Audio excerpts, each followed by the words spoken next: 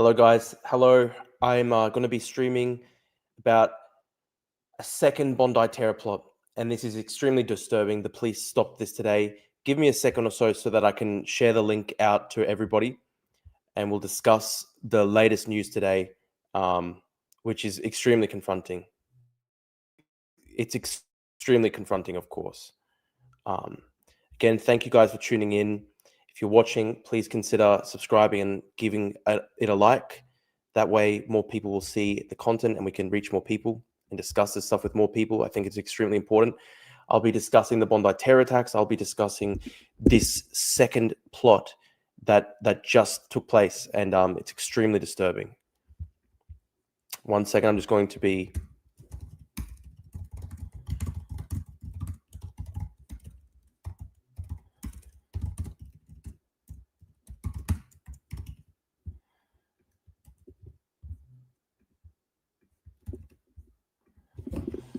just quickly share out the link. If you're tuning in, please guys comment so that I can see your stuff, and I'll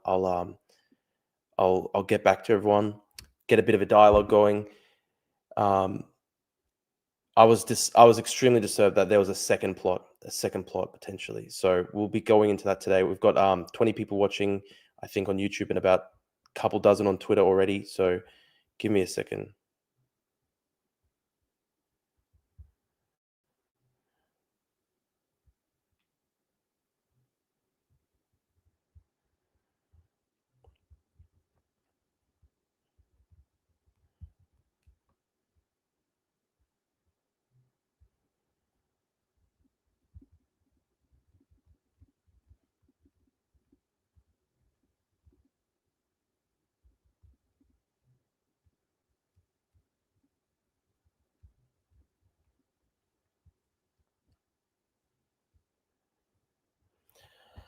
And guys, I've been very, very disturbed today by the recent news.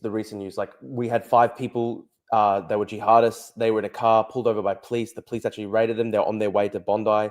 It was an advanced terror plot. Apparently, it must have been very advanced considering how seriously the police took it. They literally rammed this car off the road, and it's extremely disturbing. They literally rammed the car off the road. Give me a second, guys. I'm just going to grab a charger.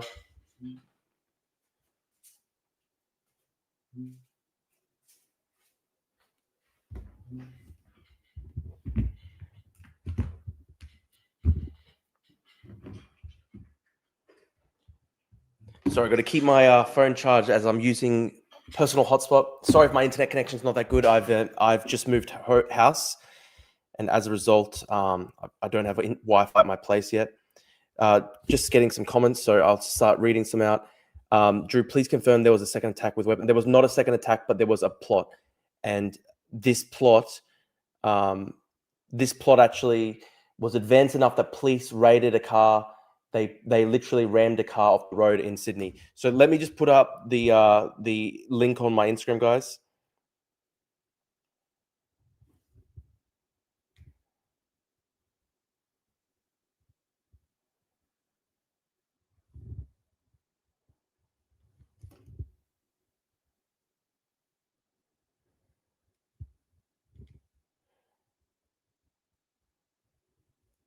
Just going to put up the link. Sorry, guys.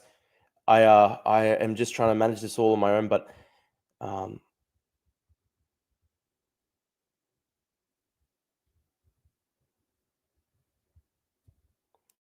okay, we've got that up now. Okay, I'll start reading through some of the comments. We've got 40 people watching live on YouTube. Thank you if you're tuning in. I think we've got a couple hundred on X. X is a lot bigger for me, my platform there, but I am trying to build up my YouTube, guys. So if you're on X, please consider going through to my YouTube. I'll just start reading through some of the comments. I've got a comment from James Drew's live. Thank you, Aussie Art Down. You heard about the North Lakes threat? I don't know what that one entails. Drew, did you see the threats directed at the North Lakes shopping center? Okay, I didn't see that. Let me bring that up. Hang on, I'm going to bring that up on the screen. So please, chat, let me know as well. Please, you're filling me in. Check out the story. Bondi Beach terror attack. Police investigate threats against Westfield North Lakes in Queensland. Bloody hell. I mean, that's an hour away from me. Drew, can you sit on my face? Disgusting. Banning this guy. Disgusting. Drew, the ABC still has not reported on the Liverpool raid. What the hell is going on? Yeah, crazy. So they were literally, let's recount. For people watching, let's recount. There were 5 young Islamist men in a car. They were reportedly traveling from Melbourne to Sydney. So they'd already been on the road for about 10 hours, which is obviously very strange behavior. You don't really hear about people driving from Melbourne to Sydney. I mean, to make that drive is like a 10-hour drive. So that is in itself somewhat strange behavior. And these guys, I don't know if they were on terror watch lists or something like that, but the police, the counter-terrorism police, regarded this as such a significant threat. They literally raided this car. They ran the car off the road in the middle of the street. They were about 30 minutes away from Bondi at the time. So they rammed this car off the road when they're 30 minutes away from Bondi. And they used rubber bullets. The arrest is actually extremely brutal if you watch the arrest. Which is good because these guys are thugs. But they raided these guys. They rounded them up. There's 5 of them. Of course, they were all astrophysicists and aspiring heart surgeons. And they were literally planning, apparently, a double tap strike on Bondi, which is sick. A double tap massacre against Bondi. Can you even believe it? So this is what we're dealing with in Australia. The situation has gotten that far out of control that the police, the counter-terrorism police, were literally ramming cars off the road today in Western Sydney. They were on their way to Bondi, 30 minutes away. These guys apparently had a plan for a second terrorist attack, a kind of double tap at Bondi, which is just stunning. Just absolutely stunning. Somebody asked me, is Wasim Haddad the Australian equivalent of radical fanatic Amjad Choudhury? Yes. Yeah, so that's actually a perfect analogy. The perfect analogy for a UK equivalent figure to Wissam Haddad, that ISIS cleric that I've been challenging very recently, the perfect analogy is Amjad Choudhury. And Amjad Choudhury, I think, is literally serving life in prison right now in Britain. They let him go for 15 years. He was recruiting people for ISIS he was recruiting people for terrorist organizations for 15 years. Eventually, they got to him. And he's now serving life in prison. Thank God. But yeah, Wissam Haddad is actually a perfect analogy. It is sick that this guy's still on the streets, just still literally proselytizing, trying to recruit people to join extremist groups. Somebody says, there isn't confirmation yet. Don't cause hysteria when you don't have the facts yet. I think when you see that counter-terrorism police have literally rammed a car off the road, they saw it as significant enough a threat that they couldn't just wait to arrest these guys in person at a house. They literally had to ram this car off the road. They literally collided with the car, and then all these militarized counterterrorism police hopped out with assault rifles. I think that is pretty strong evidence that there's a significant threat there. They don't do that normally. No, mate, regarding a second Bondi attack. I don't think police very normally in Australia decide to apprehend suspects by ramming their cars off the road and then jumping out with 50 counter-terrorism police. I think that is significant evidence that these people were plotting something. Where's the proof that this was a second attack? They were reportedly on their way to Bondi. This was reported in mainstream media. They were reportedly on their way to Bondi. These men had already been driving from Melbourne to Sydney. They'd already been in the car for 10 hours. They were on their way to Bondi. They were apparently 30 minutes away from Bondi when these guys were rammed off the road and stopped by police. Stop with the shock jock synopsis. Yeah, I'm the shock jock. I hate this stuff. The calls for calm, the calls for peace. Come on. They just slaughtered 15 Australians. They slaughtered 15 Australians, and we're supposed to just take it lying down. We're supposed to just sit there. These people, these jihadists, I'm not talking about ordinary Muslims. I'm talking about jihadists. The jihadists murder 15 people, massacre 15 people. They shoot a 10-year-old girl in the head, and we're supposed to just sit there and take it lying down. And everybody has to just sit down and be calm and be quiet. And don't you dare criticize Islamic extremism. No, I'm sorry. That is not how things work. If somebody punches me in the mouth, they don't get to then just say, oh, no, Don't you dare fight back. Now's the time for peace, calm, and unity. No. If somebody punches me in the mouth, I will punch them right back. I will defend myself in self-defense. If somebody punches me in the mouth, if somebody stabs me in the chest, and then they throw down the knife and then they say, oh, you can't be mad at me. Now's the time for peace, calm, and unity. Sorry, I'm not accepting that. I'm not accepting that. I think we need raids against radical mosques. I think we need the worst 300, 400 people on the terror list imprisoned in preventative detention, rounded up, imprisoned in preventative detention. I'm not calling for violence. I'm actually calling for very targeted steps. What I would like to see happen is very simple. What I would like to see happen is essentially what Lee Kuan Yew did in Singapore with Operation Cold Store. In one single day, Operation Cold Store basically destroyed communism in Singapore in one single day. They just rounded up 200 people, put them in preventative detention, and communism was finished in Singapore forever after that. It was just done. So I'm arguing for very targeted measures. I'm not arguing for hurting innocent people. I'm not arguing for violence. I'm not arguing for riots. I don't want that sort of thing. I'm saying we've got a terror list of thousands of suspects. Take the 500 worst of them and put them in preventative indefinite detention. Build a special facility for them, like Bukele did for the gangs of El Salvador. House them away from the general prison populations, because when these inbred jihadists go into the general prison population, they recruit people to ISIS. So you need to build a separate prison facility for these people, like CCOT, which is what Bukele did in El Salvador. Build a CCOT for the worst 500, 600 people on the Islamic terror watch list in Australia. And in one day, you would finish the problem. In one day, the problem would be over. I'm actually arguing, like people are saying, oh, Drew, you don't have a public policy solution. You're just trying to get people mad. You're trying to rile it up. I'm literally giving you a public policy solution right now. I'm literally giving you a solution right now. Do what Lee Kuan Yew did in Singapore with a mixture of Bukele. We've got terror lists. We've got terror watch lists. We know that there are like at least 1,000 people on these ISIS terror watch lists in Australia. Again, we're not talking about ordinary Muslims here. We're not talking about normal people. We're talking about people who've like literally been added to the terrorism watch list because they've publicly expressed support for ISIS and things like that. And literally hung out with known ISIS recruiters and affiliates in Australia. So we've got lists of these people. And what I would do is I would pass a special act of parliament to just put all of these people in preventative detention indefinitely and build basically a CCOT style facility for them. We don't want to put them into the general prison population, because then the inbred jihadists just radicalize the inmates and recruit people to ISIS in the prisons. We don't want that to happen. In France and Britain, that's a huge problem. In France and Britain, they've got a situation where, unfortunately, the jihadists use the prisons to radicalize people and get people to join ISIS. We can't have that problem. So I'm saying build a CCOT-style facility, what Bukele did to the gangs of El Salvador. Build a special purpose-built facility for Islamic extremists in Australia. And then the 500, 600 people worst on the 500, 600 worst people on the terror watch list, you could just put them in CCOT, preventative detention. And then we will start going through and we will start removing citizenship from these people. In some cases, we can just deport them and send them overseas back to their countries of origin. In other cases where the countries of origin will not accept them, we can just keep them in prison indefinitely, life in prison. If you're on the ISIS terror watch list, if you've been identified as an Islamic extremist threat to Australia, I would just put you automatically in life in prison.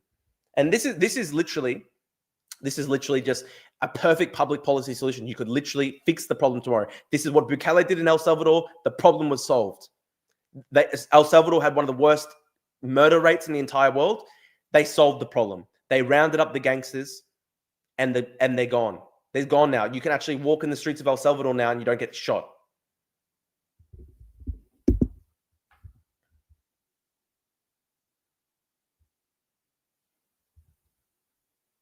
We've got 95 people watching now on YouTube, 1,000 on Twitter.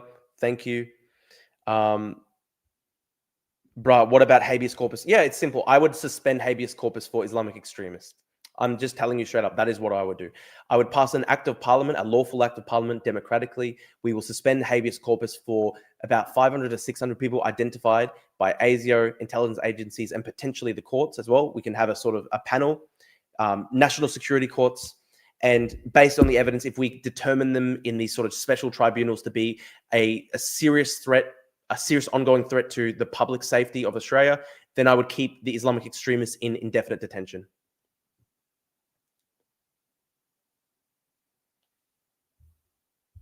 Drew, should Surrey Hills, New South Wales Police, ASIO and AFP stop wasting $65 million taxpayers' money and 124 personnel watching Special Forces helmet cam footage every day? I don't know what you're talking about, to be honest.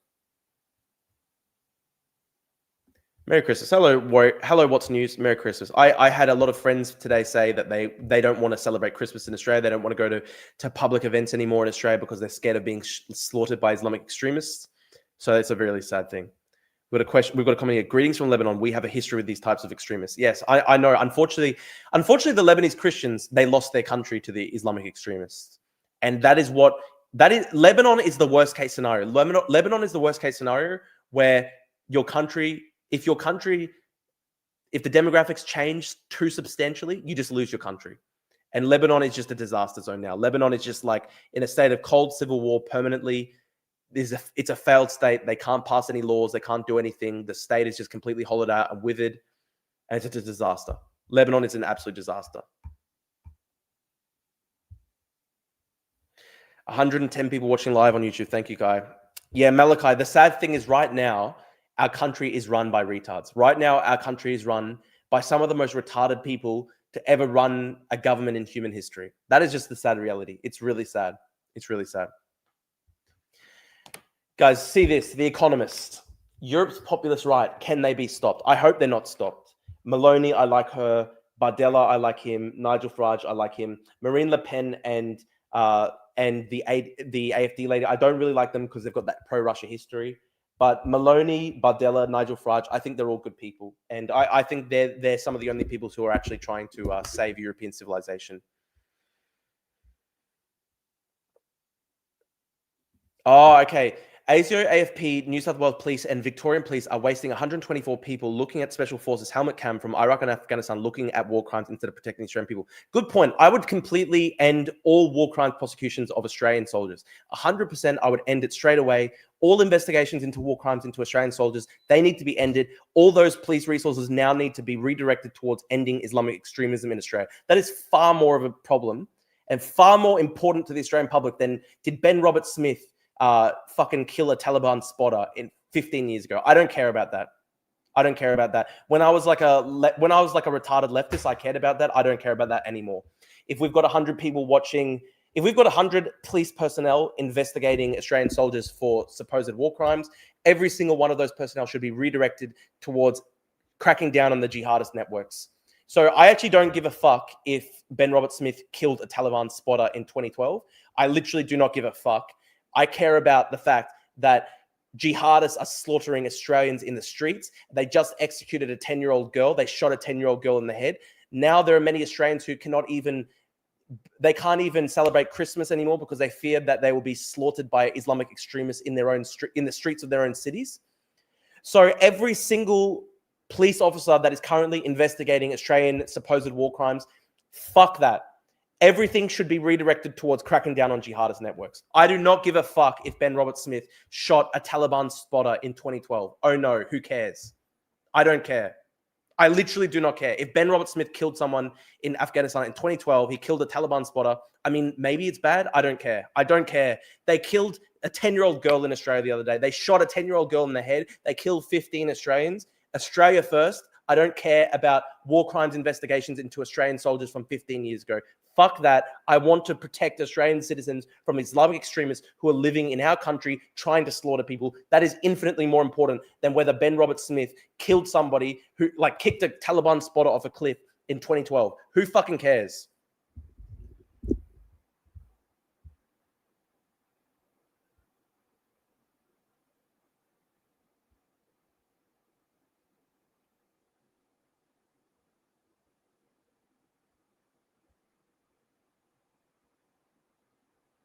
Am I right or am I right? Am I right or am I right? I'm literally 1,000% correct. I don't endorse everything Ben Roberts-Smith did. Maybe he did some bad things. I'm not sure. But every single police personnel in Australia who's currently investigating him needs to be redirected from that fucking waste of time towards actually cracking down on the jihadist extremists who are just openly saying that they want to kill us in our own cities, in our own streets. That is so much more important than whether Ben Roberts-Smith killed a Taliban spotter in 2012. I don't care.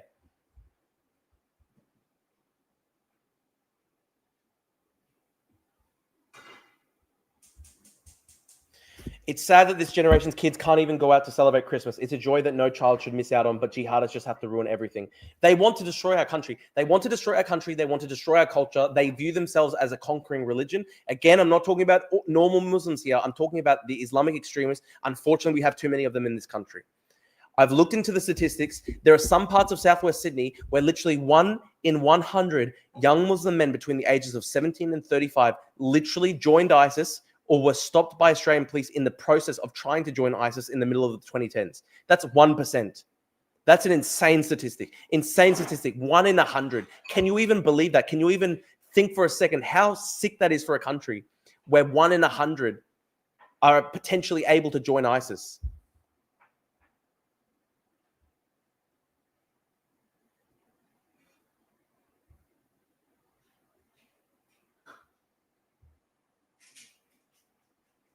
Have there been any debates in Australia between political commentators debating this immigration issue? They're desperately trying to make this not an immigration issue. The shooter came to Australia on a student visa in 1998, and then they're saying, "Oh, don't mention that because it's divisive." No, I think the guy who slaughtered 15 people was divisive. I think he was divisive by killing our own people in the streets of Australia, in our own cities, an act of war. I think that was divisive. I think that was far more divisive. And I think we should actually condemn it and we should actually talk about it. It's fucking bullshit.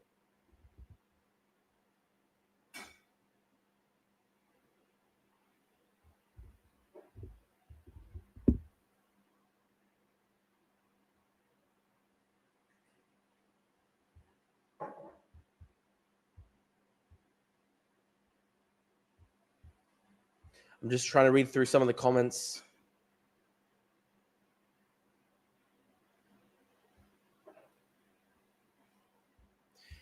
Are there any good parties in Australia that you would endorse? There's no political party that I would endorse. I would endorse individual politicians. My favorite politician in Australia right now is Andrew Hastie. He's mainstream. He can form a government. I think he's got what it takes. He's a charismatic guy. He's got what it takes. I support Andrew Hastie. I honestly think he can do it.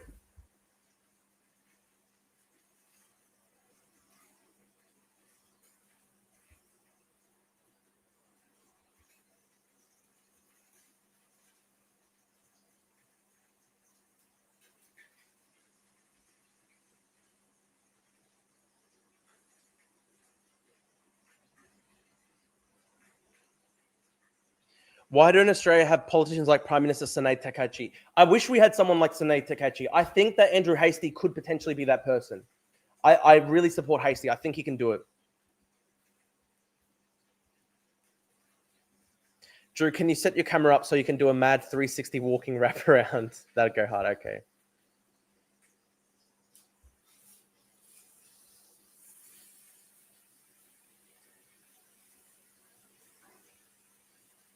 Somebody's asking me about White Australia policy. I'm not endorsing that. I'm not endorsing that. Okay. I think migrants from Vietnam are great. I think migrants from Hong Kong and Japan and South Korea, they're great. There's a lot of people who assimilate well. All I'm saying is this, right? We want the demographic majority of Australia to remain the same. We don't want European Australians to become a minority in Australia. On the current demographic trends, that will happen within 15 to 20 years on the current trajectory of migration in this country. So we have to stop that. I just want to stabilize the demographics like Singapore does. In Singapore, they have a policy where the Han majority are basically, they maintain the Han majority because they keep basically a proper balance in the immigration system. So that's a very moderate system. Very moderate system. I'm just advocating what Singapore does. Singapore still has a level of multiculturalism. Singapore still has a level of diversity. They just don't have a system where the Han majority of Singapore are going to become a minority within 20 years. I think that's a good system. That's what I'm advocating for. I'm just saying European Australians should not become a minority in their own country. And then secondly, I'm saying Islamic terrorists should be deported. And again, I'm not targeting innocent Muslim people. I'm targeting people who are literal ISIS supporters. And unfortunately, we've literally got thousands of people like that in Australia. There are literally thousands of people in Australia who support ISIS. That's the reality right now. We literally have thousands of people in Australia who support ISIS.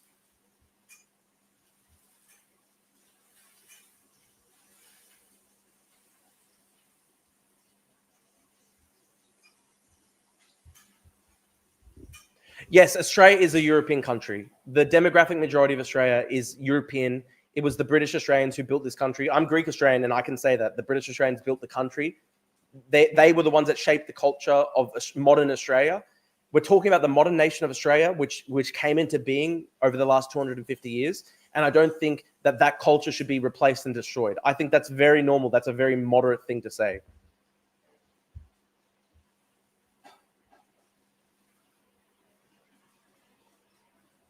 How can we effectively get the message across to liberals that wanting less immigration isn't Nazism? Well, I would just explain to people that the current level of immigration means that we are taking in some people who are ISIS supporters who are killing Jews. And so, isn't that funny? People like me who want to lower migration, I'm trying to stop Jews from being killed. I'm trying to stop Islamic extremists from murdering Jews. I'm trying to protect the Jewish community. So yes, lowering migration, there's nothing to do with lowering migration has nothing to do with Nazism. I'm trying to protect the Jewish community from Islamic extremists who want to murder them.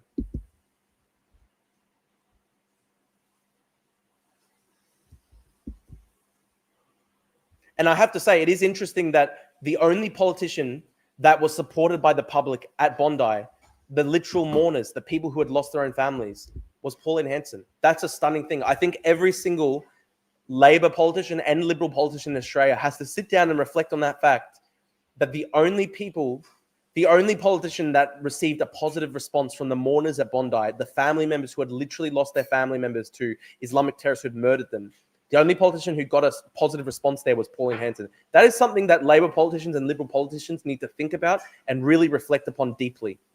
They really need to reflect upon that deeply, because for years, she's been held up as the most racist person apparently in Australia. And yet here are the bereaved Jewish grandparents and parents who've lost their kids and lost their family members, and they were happy to see Pauline. And I don't necessarily endorse Pauline, but I think mainstream Australian politicians need to think about that. If you don't want to see Pauline get more popularity, then why do you persist with a policy that is so ridiculously destructive to the country, which is essentially having open borders with zero vetting? We are not vetting people whatsoever at all.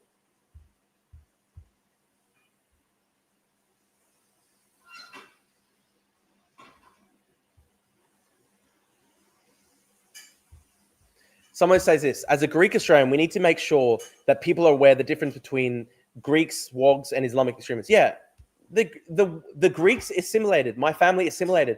When I grew up, I was the only Greek kid in my school. Everyone else was Australian, and I assimilated. And I actually like Australians. I don't harbor some kind of racial grudge against Australian people. That's the marker of whether you assimilate or not. Do you harbor an ethnic grudge against white Australians? No, well, I don't. I like white Australians. I was the only Greek kid in school. Everyone else was sort of like an Anglo-Australian. I was friends with them all. All my friends were, I had friends that were Irish Australian. I had friends that were English Australian. I had friends that were Chinese Australian and Asian Australian too. But I never harbored any ethnic grudge toward anyone, and I assimilated fully. And Australia is my country, and I've never known any other country. I've never lived anywhere else, really. The longest time I've ever spent overseas in a row was like 6 weeks. For the entirety of my life, I'm 26 years old. I'm turning 27 in June. The entirety of my life, I've lived in Australia, the only country I've ever known. This is my culture. This is my homeland. This is the place that I love. I fully assimilated. I'm not an Islamic terrorist killing people. I'm not somebody who's trying to destroy Australian society and kill white people. That's the marker of whether you assimilated or not.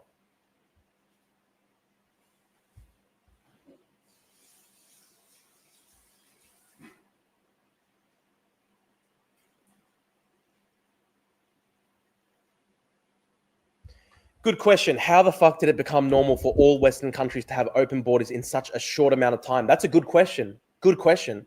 I think people just believe that unless you supported open borders, you were racist. And it's just mentally ill. They wanted to say that if you say that some parts of the world are not culturally compatible, that is racist. I'm sorry. It's just the truth. Hong Kong migrants assimilate beautifully in Australia. They fit in perfectly. You don't see Hong Kong Australians killing people. You don't see Hong Kong Australians carrying out terrorist attacks. Hong Kongers are beautiful. Japanese are beautiful. Koreans are beautiful. Vietnamese are beautiful. We love East Asian migrants. I love migrants from all around the world.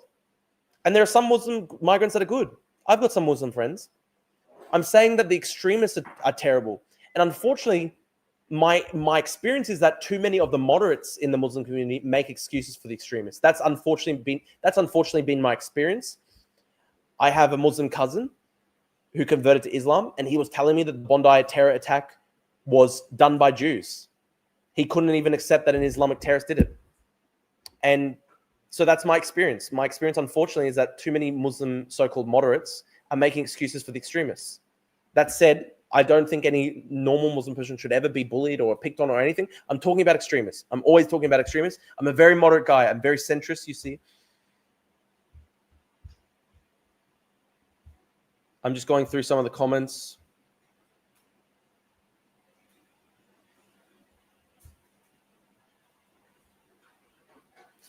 I've got a comment here saying that there are a lot of Jewish people who support open borders. Well, listen, there are a lot of Greeks who support open borders.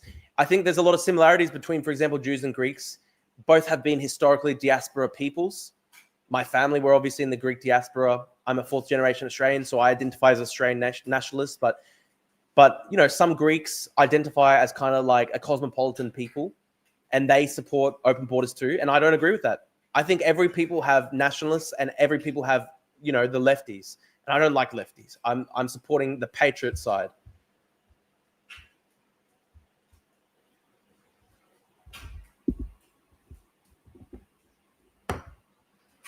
Somebody says this, Dodo says, migrants pay taxes and drive economic growth. They're the only source of private non-government printed cash. Unless you handle Oz high welfare, high minimum wage and taxes, you're not going anywhere. Need money. See, the thing is, Dodo, it depends what types of migrants. If we're talking about highly skilled migrants that actually contribute to the economy, yes. But we're also taking in a lot of migrants from extremely poor parts of the world that literally do not work.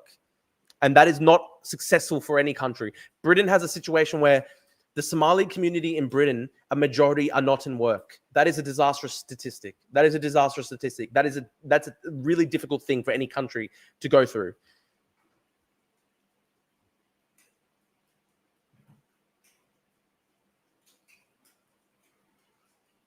Somebody says this, fact.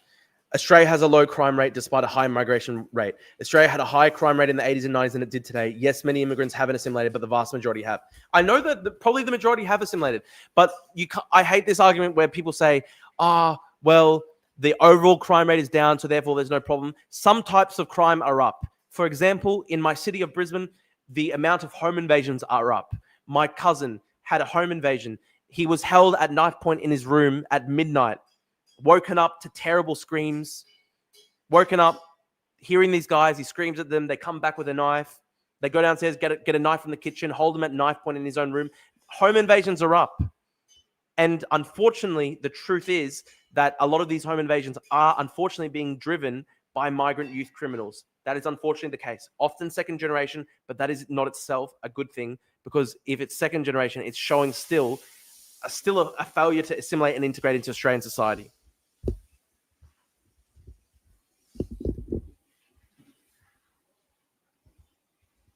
And I agree with this guy as well. This is not mainly about crime. This is about the continuity of a cohesive approach to Australian public life. That's a great point. Now, let me explain this point to people, right? If you look at things purely in terms of crime statistics, you fail to see the broader picture. And I'll explain why. The Bondi terror attack, 15 people were killed and more than 20 people were shot.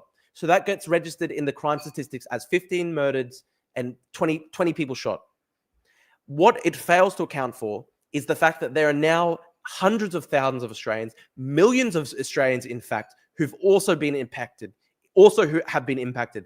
They've been impacted to the extent that they now change their behavior. They now fear going into public. They fear congregating in public because they fear that they may be victims of a terror attack. Look at the Jewish Australian community, for example. Okay, 15 people were murdered, but there are 100,000 Jews across Australia. And now that community knows that they can basically never hold public events ever again because they face the risk of a terror attack like what happened at Bondi. So if you look at the crime statistics, you can say, well, according to the numbers, it's overall down. But when you have incidents of spectacular violence like this, which are designed to terrorize, I mean, that is literally what terrorism is. It is designed to terrorize. It is designed to strike fear into the hearts of people. then you fail to account for the fact that there are now hundreds of thousands of people in society, millions of people, in fact, who now have to adjust their life accordingly.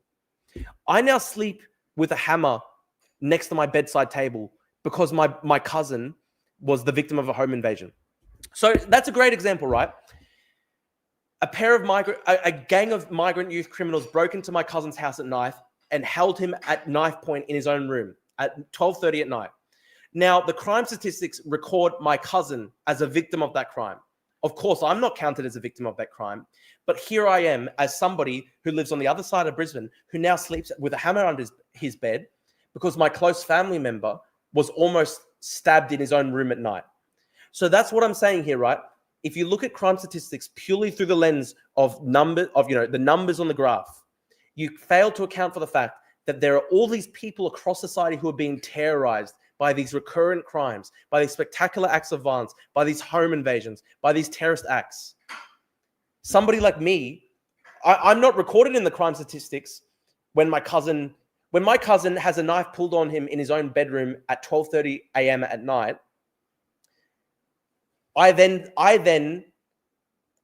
So when my cousin has a knife pulled on him in his own bedroom at 12:30 at night, he goes down as a victim of crime in the statistics, and yet my mum is now terrorized. His mum is now terrorized. His girlfriend is now terrorized. His other cousins are now terrorized. We're all sleeping with weapons under our beds in case we are the victims of home invasions now too. And of course, the crime statistics don't account for that fact. But that is still the reality, because when people know people, loved ones who are terrorized, they will adjust their behavior accordingly. And it's now the same with the Jewish community. 15 people were murdered. And yet the Jewish Australian community, all of them now can never hold public events ever again, essentially. And I know so many people who had family members at that Bondi terrorist attack, and they will all be traumatized for life. So that is just what is not accounted for when we look only purely at the numbers on the graph. Sorry, I'm going to go through the comments. I'm going to be reading. Someone says Jesus is a Muslim. Yeah, good one, bro. Good one, bro. I understand that is like theologically a Muslim belief, but obviously I disagree with it because I'm a Christian. Like, I'm not going to, you can believe that. I believe something different because I'm a Christian. Stop trying to change my beliefs.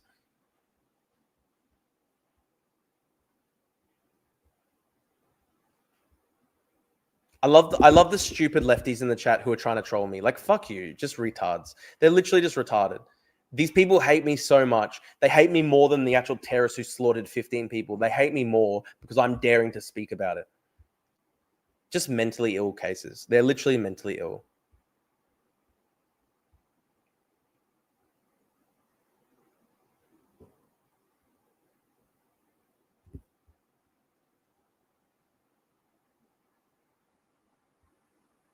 Drew, you need to learn combat because when you speak about this, it shows you are inexperienced to violence. I mean, explain that further to me. How come Australia doesn't have a major leading anti-immigration party like all the European countries do? Good question. Well, prior to the Bondi terrorist attack, Pauline Hanson's One Nation was polling at about 20% of the vote, and they were only a few points behind the centre-right Liberal Party.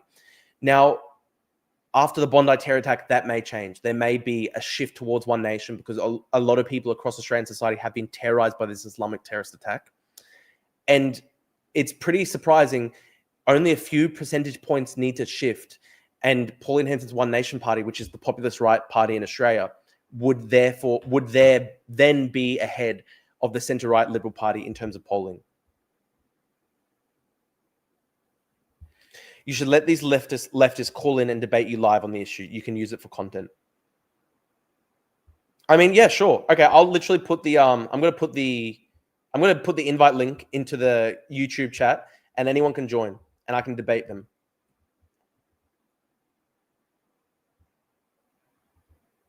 I've put down the link. Any leftist who wants to debate me, comment, and I'll add you.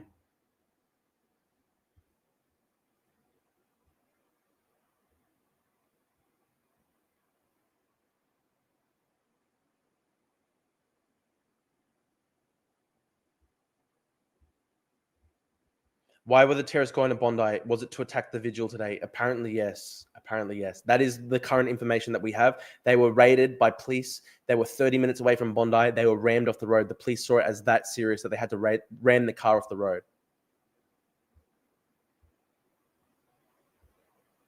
Guys, I've put the link. I've put my streaming link in the chat.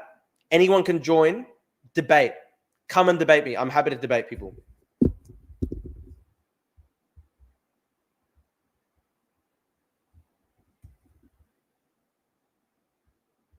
I've put the link in. I'm asking people to join.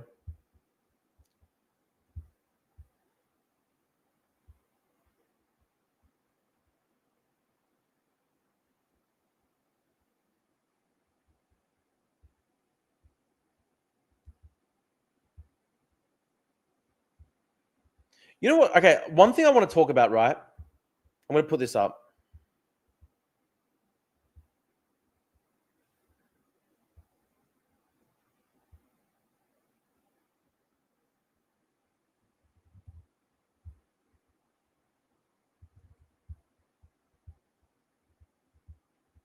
Let's talk about the North Lakes thing.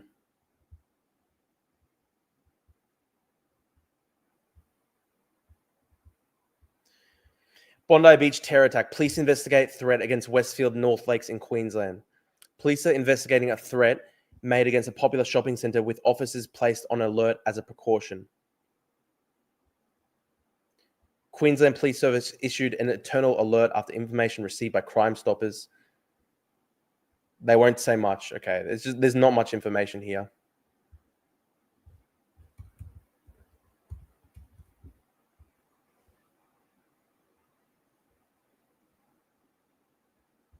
I put the link in. No one wanted to debate me. I literally put the link up. No one wanted to debate. Fair enough. What can you do when these people are very scared?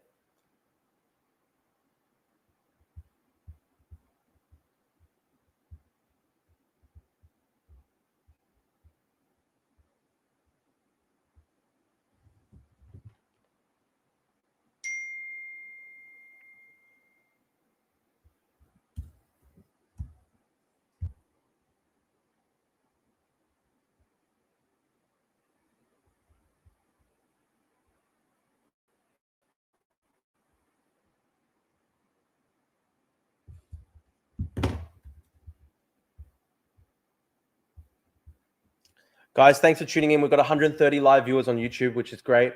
We've had like 2,000 people watching on YouTube, on Twitter. So it's been a pretty good stream. I'm going to bring this up 1 second. I want to talk about Friendly Geordies, right? So what I don't understand, I just want to talk about this, right?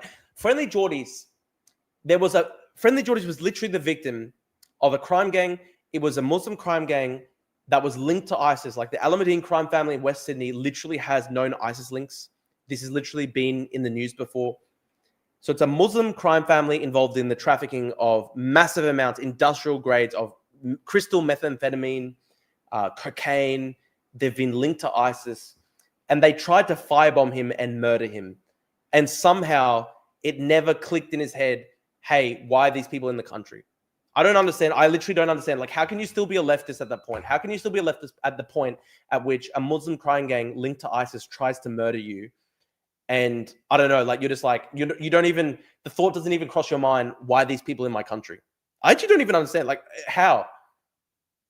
And again, I'm not even talking about normal Muslims. I'm talking about like literally the Alameddine crime family. He never once said that these people should be deported. Of course they should be deported. They're literally running an industrial scale meth trafficking ring. They run an industrial scale meth trafficking ring. They've been linked to like 20 murders across Sydney. They've literally been linked to ISIS recruitment and money laundering for ISIS. And Friendly Geordies, like, they tried to murder this guy over a YouTube video. And Friendly Geordies is like, doesn't even sit and think for a second, like, how did these people come to Australia? He just thinks that they spawned there for some reason. Does he just think that they spawned in Australia somehow? I actually don't understand. Like, does Friendly Geordies not just stop and think, hang on, how did these guys come to Australia? Did they spawn there? No, of course not. The Alameddine crime family, they imported them to Australia. And then they killed dozens of people. And they trafficked they trafficked industrial quantities of meth and literally money laundered for ISIS and then tried to kill friendly Geordies. And he just never thought, maybe there's a problem with some level of immigration that's not assimilating. It's actually weird. It's actually strange. And then, like, just think about that for a second. Muslim crime gang linked to ISIS tries to murder him. They are known for trafficking industrial quantities of meth, cocaine, money laundering for ISIS. They literally hate Australia so much. They've come to Australia and just poisoned us. And again, I'm not talking about normal people. I'm talking about the Alameddine crime family, literally the crime family, the Alameddine crime family. They come to Australia and literally just poison us constantly, murder 20 people, poison us with crystal methamphetamine, money launder for ISIS, then try to kill friendly Geordies. And friendly Geordies never once is like, I wonder whether these immigrants have assimilated. Is he retarded? And then he's saying about the Islamic terrorist attack at Bondi Beach. What more could have been done? I don't know, deporting the Islamic extremists? The same people linked to the Alameddine crime family that tried to murder you? Come on, Geordies. Have some self-dignity. Have some self-respect. Don't be suicidal. I know you're a leftist, but don't support an ideology that basically says that these people who want to murder you should be allowed to live in your country forever. I don't understand. Like Friendly Geordies is the most popular left-wing Friendly Geordies is the most popular left-wing YouTuber in Australia. He's got 1 million followers. He's a funny guy. He's done a lot of good content. I disagree with him on a lot of stuff, but he's done a lot of good content. And a couple years back, a Muslim crime gang called the Alameddine crime family tried to murder him in his own house with a firebomb attack. And these people are known as like the biggest traffickers of meth in Australia. They were known for money laundering for ISIS, for literally being involved in ISIS recruitment and radicalization. It's a migrant crime gang from the Middle East. They tried to kill him, and it never once crossed his mind that immigration was part of that. It's actually strange. Like, how could you not think like that? I actually don't understand.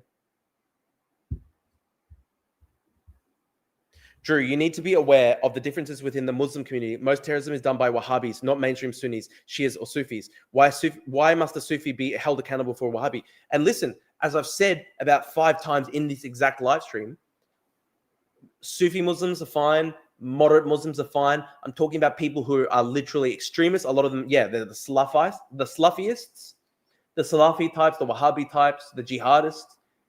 My problem is, unfortunately, that too many people in the moderate side of the Muslim community are just making excuses for these people. I know in a lot of cases they're doing it because they're scared of these people, because these people murder any Muslim who disagrees with them. But we've got to go against it. We've got to go against them.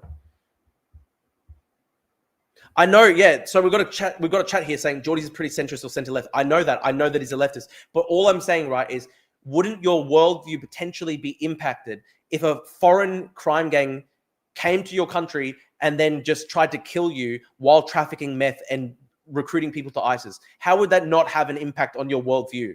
I don't understand. How does he think that these people came to Australia? Of course, immigration was part of it. Drew, what's your opinion on the King of Jordan? I think the King of Jordan is good. He's against the Salafist. He's a moderate guy. I think he's good. The King of Jordan's good.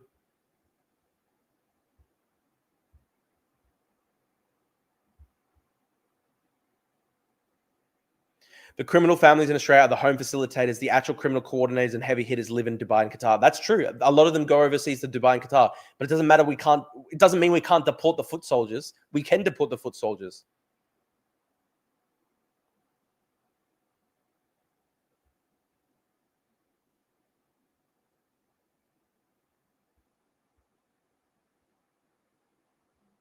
Drew, you're a legend. I wouldn't know about this if it wasn't for you. Thanks, man. I appreciate it. Thank you.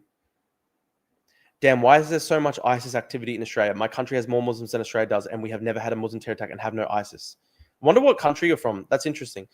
Emily says, I'm off. Thank you for your time and education. No, thanks for joining, Emily. Thank you. Okay, guys, I want to talk about a Substack post that I wrote the other day. And I actually did digging, and it's actually crazy. Okay, so look at this, right? So I was researching into ISIS radicalization. In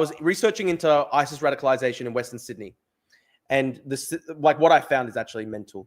Let me bring this up 1 second.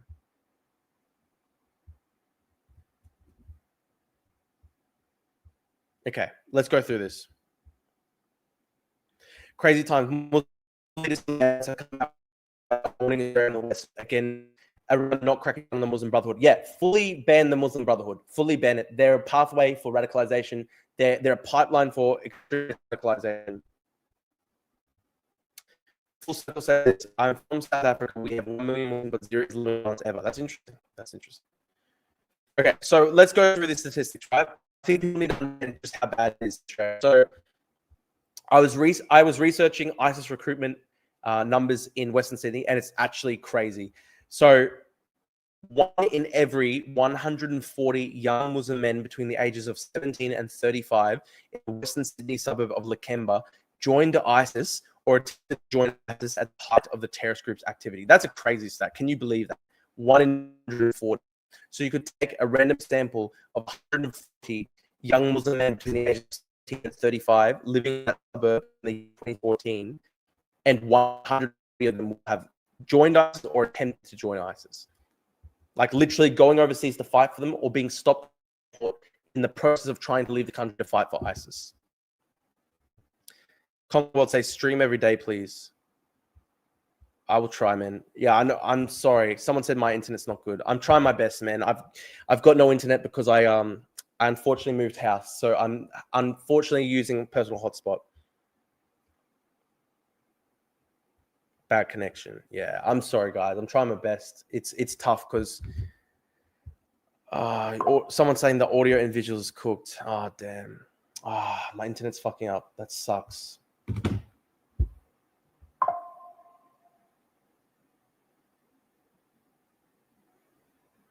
Can you hear me, guys? Is it still cutting off?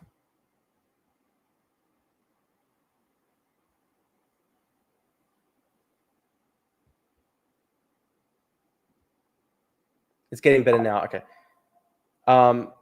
Drew, you can use an iPhone cable to hotspot it. Okay, I'll do that. I'll do that. I got a message from my friend.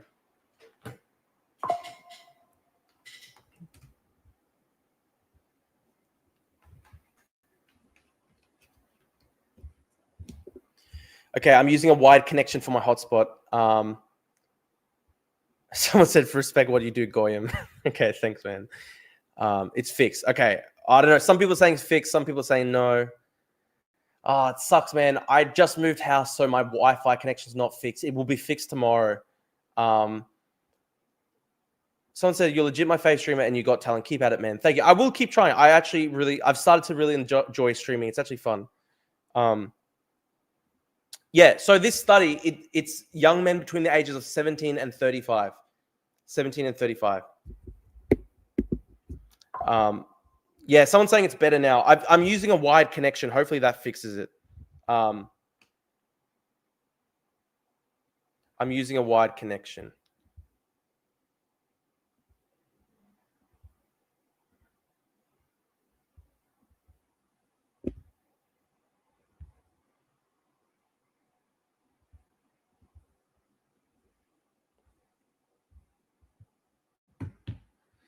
Did you see the clip where Tony Burke was asked if they would implement hate speech laws for hateful Islamic preachers and they refused to acknowledge it? Yeah, they don't do it. The reason they won't do it is because they're scared that they will lose the seats in Southwest Sydney that have large Muslim populations. That is literally just a fact.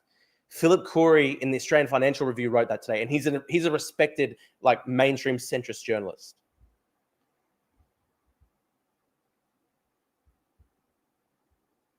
Drew, do you reckon we're cooked, or is it still possible to save Australia? Of course it's possible to save Australia. Never black pill. Never say that it's over. It's not over. It's never over. It's never over. We can easily turn this situation around.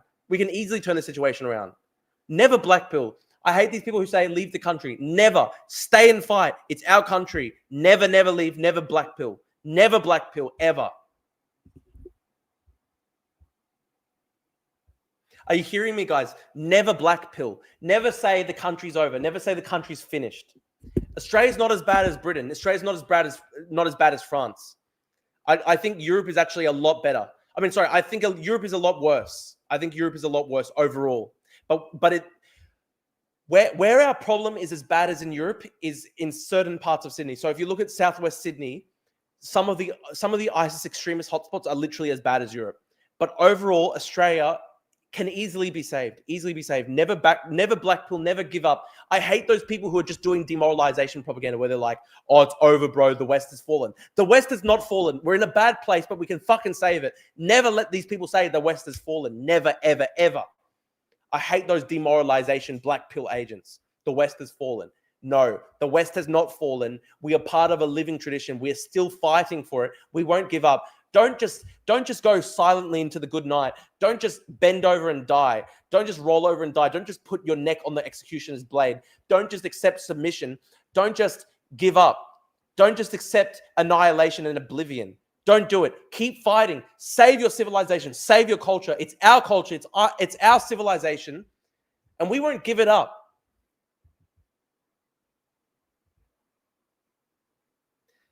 The people who say it's over, those are the accounts in like the third world that are, you know, when you've got those like, I'll give you an example. When there are those like fake accounts from like Bangladesh and they're like pretending to be like the West is based or whatever. Those are the guys who say the West has fallen because they profit off the black pill. But I'm living here in Australia, and if Australia falls, I've got nowhere else to go. I fucking die. So I have to say, keep fighting, don't give up.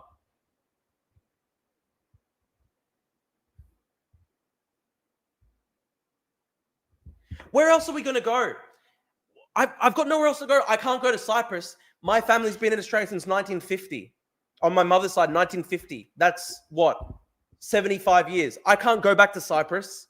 That's not my homeland. My homeland is Australia. My culture is Australian. I think and breathe and live as an Australian. I dream as an Australian. I don't even speak Greek. I love the Greek culture, but I'm Australian. And I live and die in Australia. And if Australia falls, then I fucking die. If China takes over Australia, I get put up against the wall and fucking shot. If Islamic extremists take over Australia, I get put up against the wall and fucking shot. If that's the reality for me. So I've put my colors to the mast. I've already put my position out there. If I lose, I fucking die. Exactly what this guy's saying. The West is fallen accounts. All those accounts are from Bangladesh. The guys who say the West has already fallen, give up. Those guys are from Bangladesh. They don't give a fuck. They're just trying to make money off you. I'm not trying to make money off you. I'm doing this because I fucking love it. This is my country. And I've already put my colors. I've nailed my colors to the mast. So if the West falls, I get shot in the head and die. Okay? Like, there's nowhere I can go. I'm not somebody who can just melt into the crowd. I nailed my colors to the mast. I've got nowhere else to go. I've nailed my colors to the mast. If my country falls, I'm put up against the wall and shot, and I get buried in a mass grave. That's the reality. That's the reality. If the West falls, I actually get shot and killed. So I'm fighting for this because it's literally my future. Like, if we lose, I get killed. That's just the reality. If we lose, I get killed. If communists take power, I get fucking shot. If Islamists take power, I get fucking shot. If the Chinese Communist Party take power as a foreign occupying power, I get shot. In all those scenarios, I get fucking killed. And my family probably gets killed because of their association with me. I'm sorry, guys. So that's just the reality. The reality is, because I'm too outspoken, the people who would replace us, even the Nazis, if the Nazis came to power, I get shot. They hate me too. Okay? So whether it's the communists, the Nazis, or the jihadists, if any of them come to power, I literally get shot. I get killed. I just straight up get killed. If the jihadists win, I get beheaded. If the Nazis win, I get dumped in a ditch. If the communists win, I get dumped in a ditch. So I've put my colors to the mast, and I've literally laid down my marker in the sand. And if the West falls, I'm shot. I'm dead. People who say, oh, Drew, you're doing it for money. You're a grifter. There's so many easier ways to make money. Are you fucking kidding? Do you think there's easier ways to get money than to be hunted, like to be threatened by jihadists all the time? I literally, today I woke up, I went through my Instagram DMs and my Twitter DMs. I literally had like dozens of jihadists saying like, if we see you, it's on site, we're fucking bashing you and stuff. Like random extremists in Australia. Like, there are easier ways to make money than that, okay? It's not about money for me. For me, it's important because if these opposing forces win, then I get shot and everyone I love gets shot. And we saw that at Bondi. My friends in the Jewish community, I had Jewish friends there. I had friends who were literally at Bondi. I had friends who were at Bondi. One of the guys who got shot was literally a Twitter friend of mine. That Arslan guy, the bald guy, the bullet grazed his head. He's a friend of mine on Twitter. We are Twitter mutuals, and he almost got killed 1 centimeter either way, and he's dead. So these are the stakes for me. The stakes are, we can already see the stakes. I'm friends with the Jewish community. I love Jewish people, and they got murdered the other day by Islamic extremists. So if these people win, if the jihadists win, then everyone gets murdered. All the people that I like get murdered.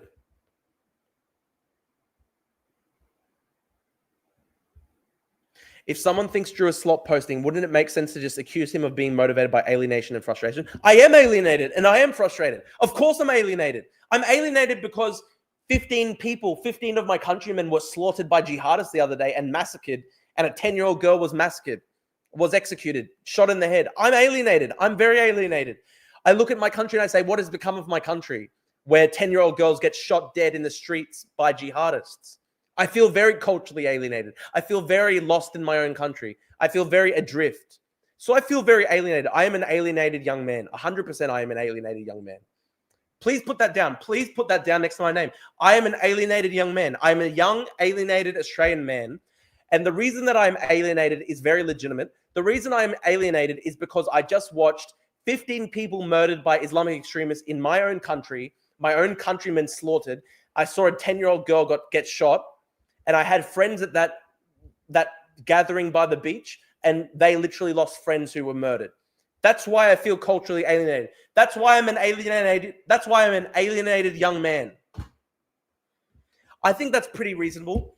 I think that's pretty reasonable to be alienated because people that I like were murdered by Islamic extremists. I think that's very legitimate. How could you not be alienated as a young white man in Australia? Sorry, how is that even possible? How the fuck is that even possible? How would you not feel alienated? You know that what is there to not feel alienated about? Within 20 years, European Australians are going to be a minority based on the current demographic trends in migration. And now Islamic extremists are shooting 10-year-olds in the head and murdering people in the streets. And I can't get a house because housing is impossible to afford, partly because of mass migration. And my cousin the other day was held at knife point in his room at 12:30 at night by a migrant youth gang. They almost killed my cousin for his watch in his own bedroom at night at 12:30 a.m. And then my Jewish friends get slaughtered in the streets. So what is there not to feel alienated about? What is there not to feel alienated about in Australia in the year 2025 if you're a young white man? Nothing. There's nothing to not feel alienated about. I feel very alienated. I feel very fucking alienated, okay? So fucking unfair. What they have done to my country is so fucking unfair. We can never afford housing. When I wanted to get a rental of my own, I had to compete with 400 other people. I recently just had to remove my rental because my Chinese overseas landlord sold the property to a new Chinese buyer. And I go through my suburb and there are signs that I can't read because they're not in English.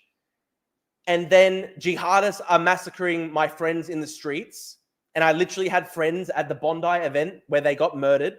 I didn't have a friend that was murdered, but I had friends who lost friends who were murdered. And I had friends at that event there. And I can't get a house. I've got very little economic prospects because I was too outspoken. I can't get a job in the public service. I can't get a job at any mainstream corporation because I'm too outspoken online. So I've got no economic prospects. I can't get a house. I can't even really find a rental because you're competing against 400 people. There are jihadists murdering my friends in the streets. My cousin gets held at knife point at 12:30 a.m. in his own bedroom by a migrant youth criminal. What do I have to, why would I not feel alienated? What do I have to feel happy about? I got robbed in July. Somebody broke into my car, took $1,000 off my cards. They took my wallet. In my wallet, I had mementos from a family member who had died. They took the wallet, just dumped it somewhere. They don't even care. Police told me that they couldn't even catch the person. They ended up getting the CCTV footage of the person. They wouldn't even show me the CCTV footage. What is there not to feel fucking alienated about? Fucking sucks. It fucking sucks. The state of my country fucking sucks.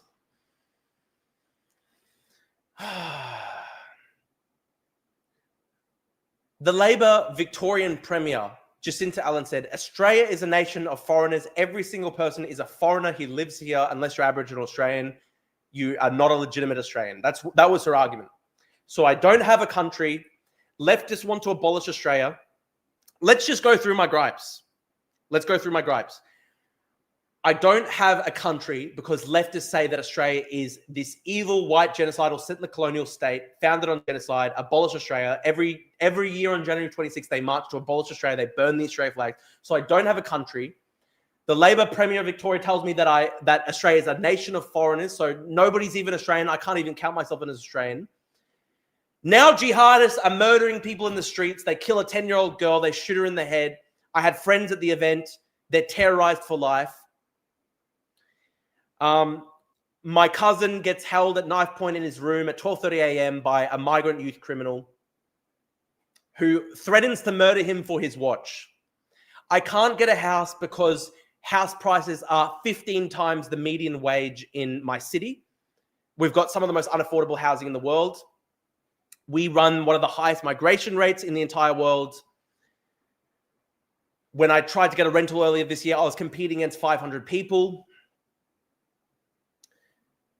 And I've got very little economic prospects because I was too outspoken online. I can't get a job in a mainstream corporation. I can't get a job working for the public service because I'm too political. Can't get a house. Can't rent, really. I was renting. A Chinese overseas landlord sells the place. I've got to move out. Jihadists then murder people in my own country and slaughter my countrymen. What do I have to feel happy about? What do I have to feel happy about? Someone said, this isn't a gripe session. You choose your life. Fuck you. No. I didn't choose for Islamists to come to the country and slaughter people. I didn't choose that. Sorry.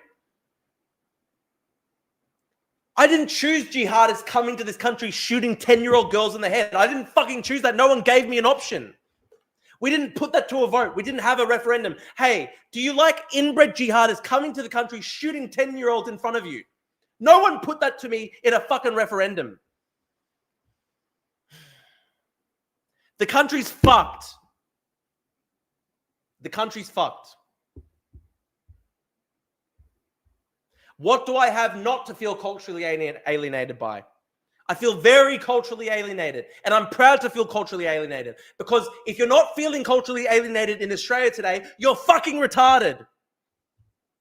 Jihadists just shot a 10-year-old girl in the head. They just massacred 15 people. Nobody can get a house because we're running infinity migration open borders. Young men are just demonized. White Australians are all called genocidal settler colonizers. They're told that they can't have a country because their ancestors were evil. We're just rendered an economic zone for the entire world to exploit. And then jihadists come and just kill 10-year-old girls in front of us. How could you not feel culturally alienated unless you're fucking retarded?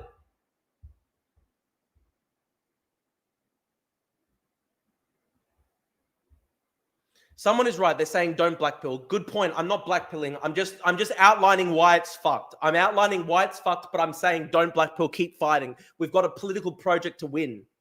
Don't give up. Don't drop out of society. Don't go sleep in a basement. Don't give up. Get an education. Go to university. Get a good job. Build for the movement. Build for the movement. Make money. Be successful. That is the only way that we win the country. That is the only way that we win back Western civilization. Don't drop off the face of the earth. Don't black pill. Don't doom a pill. Don't become a NEET. Don't become a NEET. Don't be somebody who's not in education or not in employment. Don't do it. Every single young man must do their part. Don't be a slob. We need warriors. We need philosophers. We need philosopher kings. We need warriors. We need scholars. We need poets. We need priests. Every young man has a responsibility to do their part to save Australia.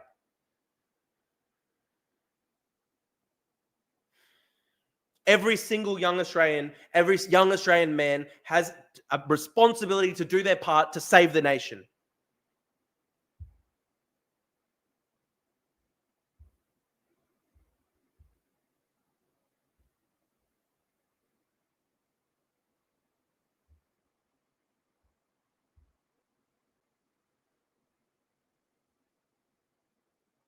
Oh, wow.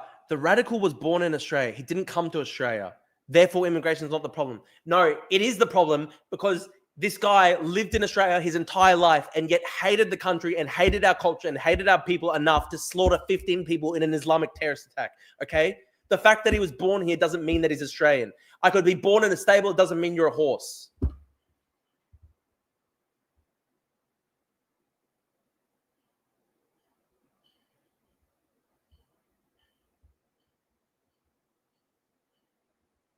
Someone said this: would you consider an independent journalist career or running as an independent or starting a political organization?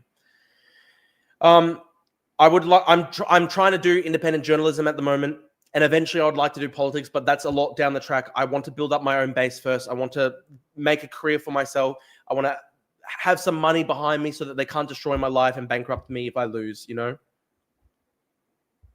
I've got a message from my friend Andrew Lanu. You can't deport citizens. I think in select cases we need to remove citizenship. For example, in Wissam Haddad, the ISIS cleric, he needs to have his citizenship removed. That's just my opinion. That's just truly my opinion. I truly believe it. There's two options, right? Either we're going to start removing citizenship from the worst extremists, or we're going to do treason trials. That's the only way. The only way. Otherwise, the country collapses. You can't have a country if we just allow people who hate us and hate the country to just run wild. Either we remove citizenship and deport, or we do treason trials. That's the only option. When it comes to Islamic extremists who hate us and they're encouraging people to murder us en masse, we have to have either deportations and removal of citizenship or treason trials. If people, I'm happy. If people say we can't do deportations, but we'll literally put Wissam Haddad on trial for treason, and he'll face life imprisonment or the death penalty, I'm happy with that.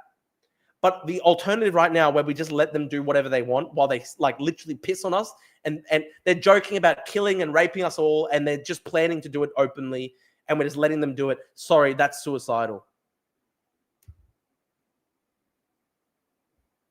I'm happy though. If they want to do treason trials, we'll do that. Like if the liberal moderates and the Labour moderates are like, we can't remove citizenship, we'll do treason trials instead for people like Wissam Haddad. That's something. That's your terms are acceptable to me. If they will say, okay, like this is literally the option, right? For the worst of the worst, for people like Wissam Haddad, there's two options: either treason trials and death. The traditional penalty for sedition and treason is death. So either we do death penalty trials for treason, or we deport. I think that's reasonable. If you don't want to deport them, we can bring back the death penalty and put them on trial for death for treason. That's what happens. If you work as an ISIS recruiter in Australia, I would give you two options. I would say you can remain a citizen, but we're going to put you on treason. We're going to put you on trial for treason, and you will face the death penalty. Or we can remove citizenship and we can send you back to the shithole from which you come. That's a good option. We can give people this option. We can literally say to them, this is what I would do. I'll tell you exactly how I would do it. We've got the terror watch list. We've got literally lists of thousands of people who we know publicly support ISIS.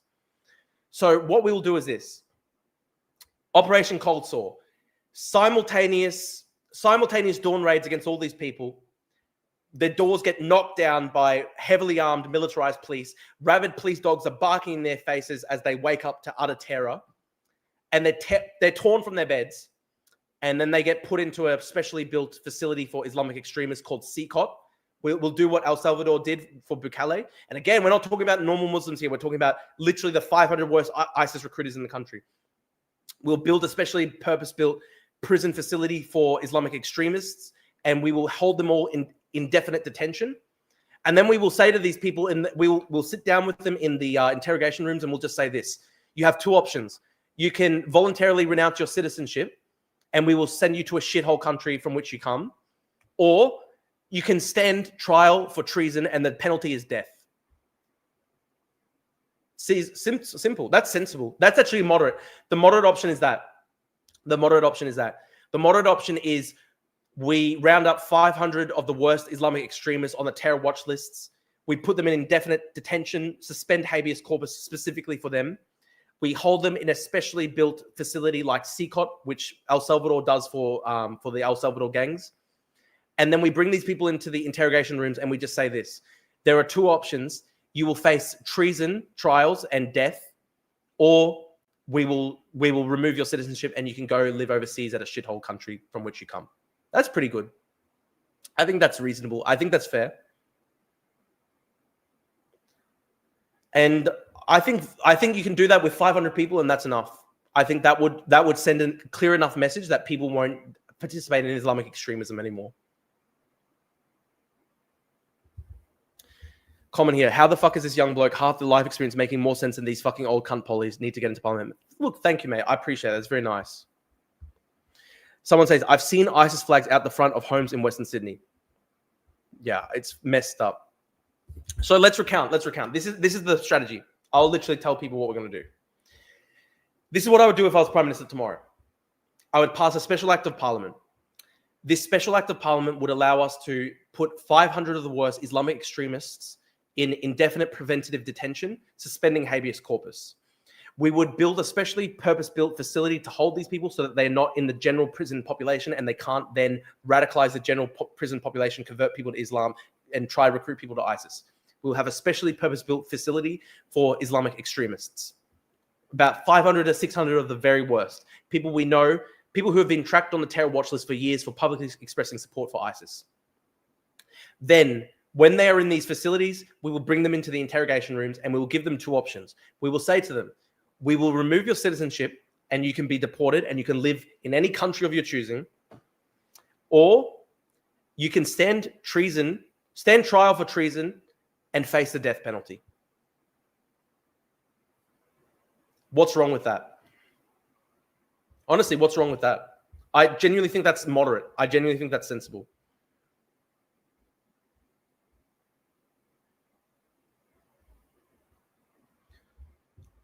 Someone says it's wrong. You would need to enact an emergency power with a sunset clause so that you can't have people legally claim a violation as it has an expiry based on success. What do you mean? Your citizenship has nothing to do with your internal ideology. External ideology, yes. If you have lived in another country for a solid amount of time and are outspoken white supremacist or outspoken jihadi, then yes, deport. But otherwise, if there's no other citizenship to other country, they're still Australian. I don't believe Islamic extremists are Australian. Nobody thinks that. That's the ideology from 20 years ago. That's the former ideology that has now been disproven false by reality.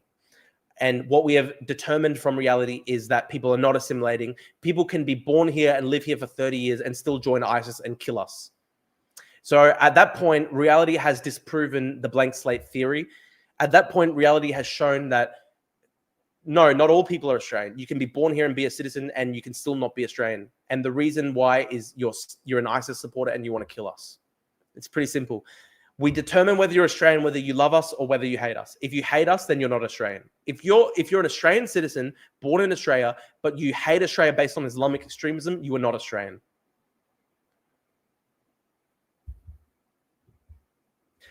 The parallax says this: Italy's prime minister deported a citizen for 30 years for being an ISIS sympathizer. If they can do it, we can do it. Beautiful. That's what I want to do. That's exactly what I want to do.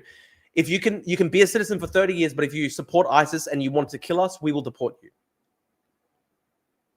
That's what I want to do. That's what I want to do. It would actually solve so many issues. The country would be fixed. The country would literally be fixed.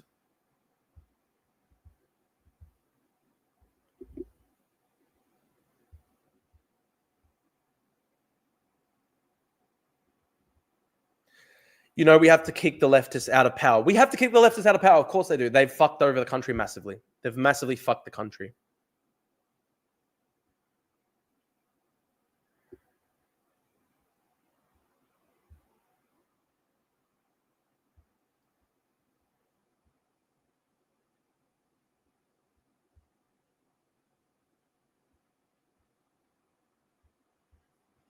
Trying to read through some of the comments here.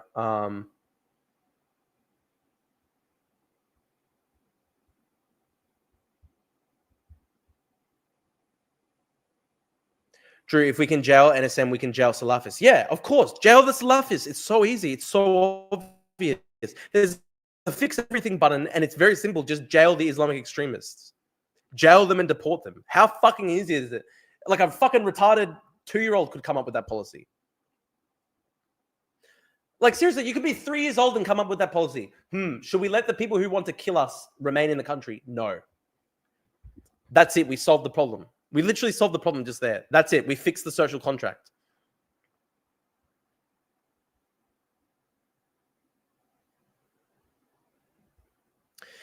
Have you seen Coz's latest post regarding men and alienation? My God, how condescending. The way to solve problems with men and alienation is for men to call each other out. Yeah, fuck that. Sorry, Coz, you're so wrong. You're so wrong, unfortunately. Coz just doesn't get it. Coz doesn't get it because he doesn't understand how fucked and shit it is to be 26 years old in Australia today.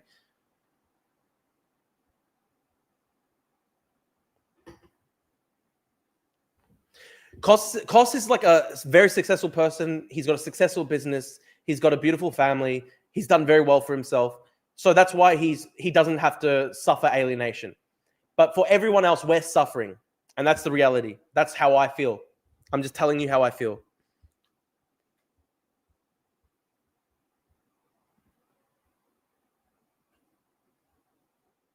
Someone said, can I join the call to argue for open borders? Sure. Join the call. I'll put the link in the comments again. You can join the call. I put the link on the screen. If you're watching, you can join the call and we can debate.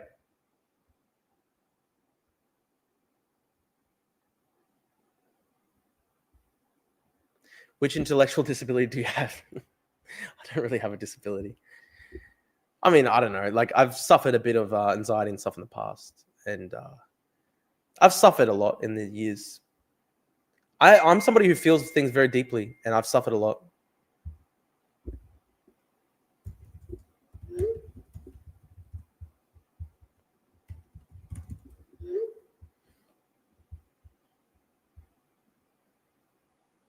Oh, I was talking to Tommy, not you. Okay.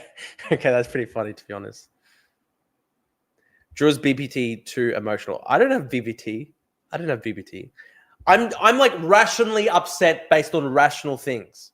Like, I think it's rational to be upset that a 10-year-old was shot in the head by a jihadist in my country. I think it's rational to feel like that, to feel upset by that.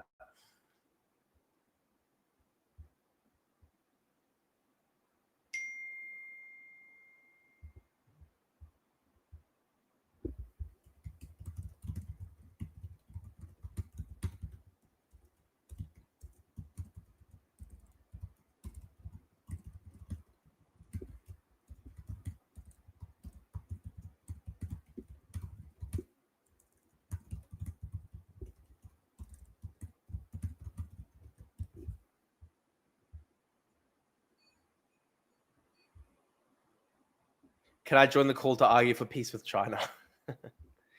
Hang on, we've got someone here. I'll let them talk for a minute. If they're trolling me, I'm just going to remove them, okay? Okay, I've got somebody who's joined the chat. Just so you're aware, if you're joining and you start saying retarded shit and you're going to try get the stream taken down, I'm just removing you straight away, okay? Okay, hello, who are you? Hi, Drew. How you going? Who's this? Geez, this is Jamie. You're kind of shot out of a cannon today, hey? I'm pretty upset. Oh wait, Jamie. Jamie who? Just first name, if that's okay. Okay, yeah, fair enough. I don't really have an online presence. Okay, fair enough. So what do you want to discuss or debate? Well, I guess so. Like, I'm an anarchist, so I want open borders. Okay. Oh my god. So kind of We're all getting killed, man. We're literally getting killed. People are being raped. How? Here's the thing. I understand that you can like. Okay, let me say. I understand. Yeah. You can sort of like have this as like a kind of like philosophical ideal, but in the actual reality world, like we're all getting raped and murdered. So it's like more of a consequentialist thing. So like you care more about the consequences. Well, I care about real world outcomes, and the real world outcomes of open border experiments is that people who hate us come into the country and kill us. Look, I totally agree with you. And the amount of anti-Semitism on the left and the people celebrating it and the Islamic extremism is disgusting. But okay, I, but like what? Okay, like so. Oh, okay, you agree with me that like the anti-Semitism and like the extremists who want to kill people, they're bad. But how do you stop them from coming into the country if you believe in open borders? you don't. But then that is suicidal. I don't understand. That's suicidal. Like, why do you want to commit suicide? Okay, so, like, do you think we have a responsibility to be responsible for our actions and um, to I guess just take responsibility for what we do? Yes. Yeah, it's kind of a fundamental assumption in philosophy. So in moral philosophy. So I'm a philosophy major. I Um, study philosophy there's this too. really oh no, it's okay. What would you study? I study philosophy as a minor at UQ. Oh, so okay, cool. Yeah, that makes sense. So there's this individual anarchist called Paul Robert Wolff. No, Robert Paul Wolff. And kind of they take this basis of being responsible for your own actions as being kind of like a fundamental assumption in moral philosophy.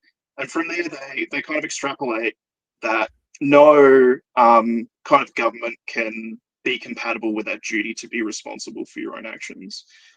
Um, so, like in a majoritarian democracy, like we have in Australia, you're going to disenfranchise people who are in the minority, so they're not able to be responsible for their own actions, if that makes sense. So that's kind of one of the fundamental things I have as a problem with a state, if that makes sense. Okay, but I just don't understand like the real world consequences of this ideology. If you literally just said to me that according to this policy, you can't vet people at all, so you can't stop people from coming to the country who want to kill you. Like, how does that work? Yeah. Like, why is that good? Why would that be good?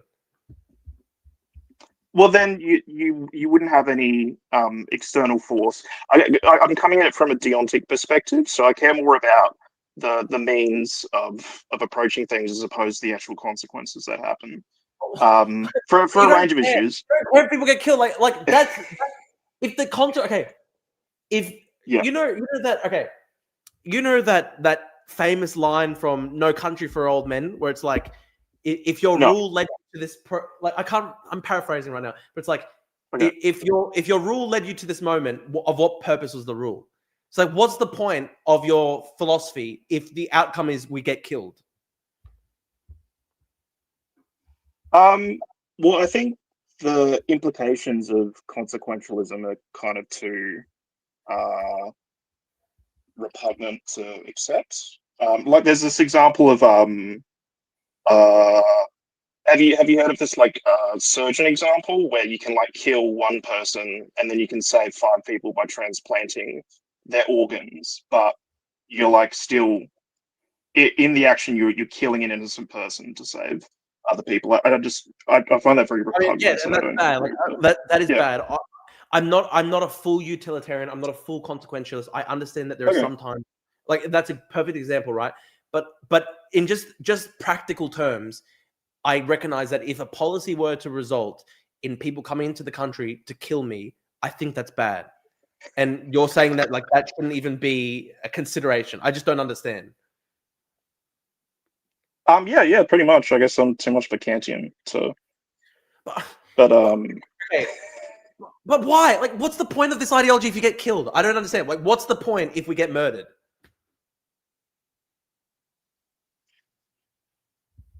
well, I think it's the most.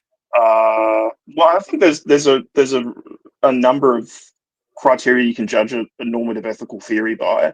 I think deontology, um, whether it's like a golden rule kind of thing or a Kantian thing, I generally think they're I more like the golden rule as they're well. I like stronger. the golden rule as well. Yeah. But I just think they're stronger than any kind of uh, again, consequentialist one. all I'm So, saying though is yeah. like, why should we implement this policy if you freely admit that the actual outcomes might not be good? I'm just too much of a deontologist, so maybe I can't sell you or not. You're not even trying to sell me on it. You're literally not even trying to tell me. You literally just straight up said to me, "You might die as a result of my policy, but it's just something that you have to accept because it's deontology." Like how's that an argument? How's that going to win me over? Okay. Well, I think what are the criteria?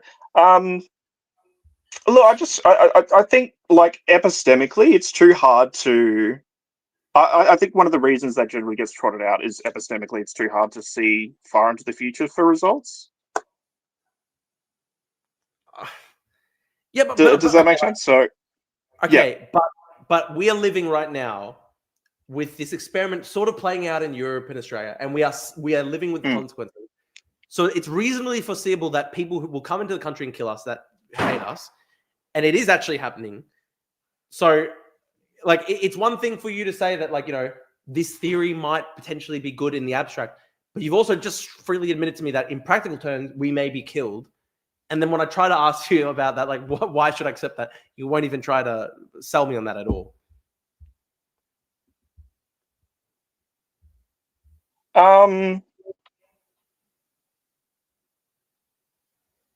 Well, I mean, it's kind of it's difficult when you're coming from two completely different positions. I just think the golden rule is generally a pretty reasonable position. Like you just try to treat others in the way you'd like to be treated. Yes, but like, why would Yeah. the golden rule mean that we have to have open borders? Because you can be committed to a deontic position, which would impaired with the idea that you should be responsible for your own. I feel like you're trolling me, man. I actions feel that like you're actually trolling me. I'm not trolling you. I hold this position. Oh God, But someone. okay, but like I understand you're sort of like trying to advance this philosophical position, but like, can you at least try to like make the political argument? Like how are we actually going to implement this in real life? What do you mean implement? Like we're talking about the political policy here, like which is abolishing the borders. Mm-hmm. And so I'm saying, like, like you can make this sort of like moral philosophical argument, but in real world, in the real world, if the application results in disaster, why should we continue with it? Well, I mean, I think there's a few reasons. Like, I think it's more fair than some of the commitments that consequentialism could commit you to. So, like, How's it obviously, more with the fair? example I Like, gave. how's it more fair? How's it more fair for somebody who gets killed by a random jihadist who came into the country 2 minutes ago? Well, I think you'd be wanting to include that it's fair for the jihadists to not have their freedom of movement restricted. Wait, sorry, say that again. You'd want it to be fair for the jihadists to not have their freedom of movement restricted, and for them You're to seek their trolling own me. good. You're trolling me. You're I'm fucking not trolling trolling me. you. I don't like the jihadists either. Yeah, But we have to be fair to them and allow them to come into the country to kill us. yeah. I think ultimately, yeah. I mean, I'm a pacifist as well, so. You're fucking like, are you fucking kidding me right now? Like you think we should just literally let these people murder us if they want to? Oh no, I think you should like run away. Yeah, obviously. So theoretically, if I were to just like shoot you in the head, you just have to take it. Oh well, I mean, I wouldn't fight back. No, What? You're trolling. This is just bait. This is just 1,000% bait. it's not bait. I This think, is yeah. I mean, I 1,000% think bait. But pacifist doesn't mean you have to just accept literally being raped and murdered. well, I mean, there's different levels of pacifism, so that would be like an absolutist pacifist position. And what's your position? Like, I'd say I tend towards the absolutist position. Yeah. so, so just like walk us through the implication of that. What does that actually involve?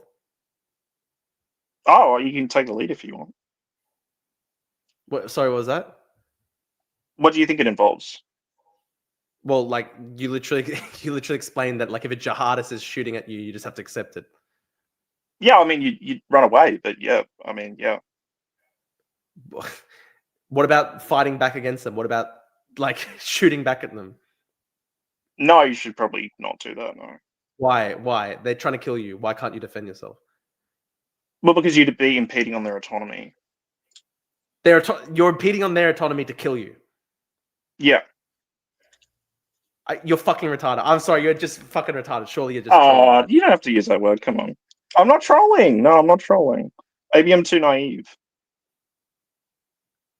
I just actually stunned how like retarded this position is. Like, you literally think that a jihadist should have the autonomy to kill you. Well, I don't like that could happen, but yeah, I do think so. Yeah.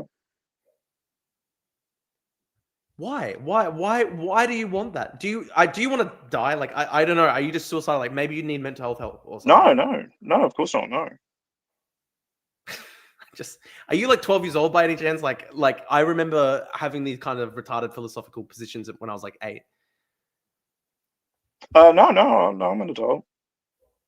How old are you out of interest? Like, are you in your like second semester of philosophy? Because like I remember people like take up these kinds of weird positions when they're like in their second semester.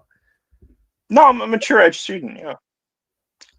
I just don't understand. Like, why do you think you're joking? Yeah, you're laughing right now. You're taking. No, I'm not joking. It's funny because it's a ridiculous position, but no, I believe it's the correct one. Yeah, of course. Okay, so if somebody breaks into your house and rapes you, you just have to accept that because it's their autonomy to do so. Yeah, you shouldn't fight back. No. And I feel bad that someone broke into your friend's house. I feel bad about that. That was actually bad. Laughing. You're joking. You're just literally trolling right now.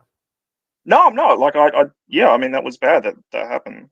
Was it your cousin? Like, yeah, that's quite scary. No, I'm saying like, no. You just said if someone breaks into your house and rapes you, you shouldn't even fight back against the rape. Yeah, I think that. Yeah. Why? Explain that to us. Because you'd be impeding their autonomy. Their autonomy to rape you. Yeah. But wouldn't the rape be impeding your own autonomy? Well, yeah, it would be, but then that would be more of like a ends focused kind of thing. I would have thought. What the fuck are you talking about at this point? Like, what the fuck are you even talking about? It's more you're trolling. You're 1,000% be trolling. No. Like I mean, when there's a conflict of, yeah. I mean, if someone's attacking you, I don't think you should fight back against them. But I don't understand. Just because of the fundamental centrality of respecting yours and others' autonomy. Does that make sense? There's a good comment here. Bro is algae in human form, just existing at the whims of other force around him, the lowest life form. You're just like literally algae, man. You're like fucking krill. Jesus. Like, no, but it's true though. Like you literally think if somebody's raping you, you can't even fight back. Yeah. I mean, that's the conclusion of that position. Yeah. Are you sure you're not suicidal? Are you sure you're just like literally not suicidal? No, I'm not. Of course not. And I mean, we agree on like a lot of the problems. I mean, I don't think immigration is a problem, but what do we agree on? You literally think that if I'm in the process of being raped and tortured by a jihadist, I should just accept it. Like what do we agree on? That's a pretty fundamental disagreement. Oh, well, I mean, we think that there's like anti-Semitism on the left. Fuck me dead, mate. What a fucking catastrophe. Like, but so we agree that there's anti-Semitism on the left, but you also think that jihadists should be able to rape and murder us all. Yeah, fundamentally, yeah. No, this is a troll. This is like a fucking NSN troll or something like that. No. Like I didn't mean to derail. Okay, well, thanks for joining us, Jamie. It's been very instructive to know that some people actually think like this.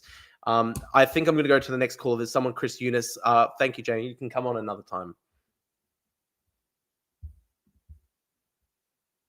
Okay. Thank you, Jamie. All right. Bye. That was amazing. Okay. I've got this other person, Chris Eunice. They can join for a second. Listen, my friend, the Jamie guy's retarded. He's an Islamist lover, you know. I feel like I'm getting trolled. Is this another troll? No, I'm not. I want to talk about Taiwan and China. Listen, This I I'm I I'm sure I'm getting trolled right as now. I said, Okay. I support peace with China, and I support that we should let China take Taiwan, but we should sanction them, and then I'm getting trolled. Like I put up the stream. I'm getting trolled. You think that no we no should I no allow I China no I to do invade? not support the Is this CCP just Jamie either. putting on an accent? I Are we don't like sure? the CCP either. Hang on. Are we sure that this is not just Jamie putting on an accent? No, I don't. Are you sure? This is a real person right now we're talking to? Do Yes. you have any proof of that? I just want to know that I'm not being trolled here. What I believe is that we should let China take Taiwan in exchange for China democratizing itself. We should influence China. Okay, but they're not going to do that though. They're not going to do that. Like they would invade No, we should Taiwan. get China on our side. We should. By letting go of Taiwan, they will become like Taiwan. Are we sure this is not Aussie Cossack putting on an accent and trolling me? No, I don't. Okay, are you sure you're not? Put on your video. Let's see. Oh, I don't want to show my face. I just don't know. I don't know if I'm being trolled right now. I think I might just be trolled. Dude, I want to stay anonymous. Hello? Okay. Now let's talk about World War II right now. Okay. My take on World War II is that I want it to be more nuanced. Like our view of history is always like, oh, the Allies are good and the Axis is bad, type of thing. I'm 1,000% getting trolled right now. I've got like Chris. Okay, Mr. Yunus, where are you from? Out of interest. Lebanon. Okay. So you're Lebanese and you think the Axis are good. Yes. Okay. No, they're not good, but we're constantly being told that oh, we are the good guys and they're the bad guys. So I don't know. Like, how do you define yourself ideologically then? I'm basically have the same views as you, basically. I've got very different views to you on this question, though. Like, you sound like you're saying the Axis should have won World War II. I'm completely against that. Like literally, like the Allies literally are like allied with the Soviets, like yes, like they literally allied with the Russians, Do you have any? Is there any proof that this is a real person? Because I've got a lot of people in the chat who say that this is a troll. Yes, I am a real person. Just don't want to show my face. Okay. All right, Mr. Yunus. I may move on to the next caller. No. Let me stay. Okay. Well, just very quick. Okay, we'll make things interesting for us, please. Okay, now we should. What my take is that we should get China on our side against Russia, Iran, and India. It's not going to happen. It's just not going to happen. Like the Chinese are very set against the West. Very set against. No. By getting them on our side, by compromising on Taiwan, they were side with us. It's not true. Remember the Sino-Soviet split? They would take Taiwan and then they would just keep on hating us. No, remember the Sino-Soviet split when we allied China against the Soviets? Yes, but I don't think that would work. I don't think that's possible at all. Like if they would invade Taiwan, and that is moral in itself because there's 25 million people who don't want to live under China, and then they lose their democracy, they lose their country, and at the end of the day, China would still hate us. So I don't even understand the point. What I think is that we should bring back that the honeymoon period. Don't recall the one. Remember? I mean, I don't think you can go back to the honeymoon period. They're very ideologically set against the West. They're very strong in that view. Like just like what Tucker Carlson said, he wanted to separate Russia from China. what I want to do is to separate China from Russia. I know, but I just don't think that's possible. I mean, they are so set ideologically against the West. Well, what I mean is that they're already capitalists. They have Deng Xiaoping, he reformed China. Sure. I do not support the CCP either, but we shouldn't make some costly interventions in the war like we did in Iraq. I just think you're underestimating how much they hate us. Like, they teach the center of humiliation in their schools. They are raised, like, Chinese kids are raised from a very young age to think that the West is completely evil. Well, we should make them hate the Russians and the Indians. Why the Indians, out of interest? Like, why do you want the Chinese to hate the Indians? Because India is anti-West. India, in my opinion, is more for threat than China to the West. Why? Why do you say that? I'm interested because I mean, like, China's not a because India was allied to the USSR during the Cold War.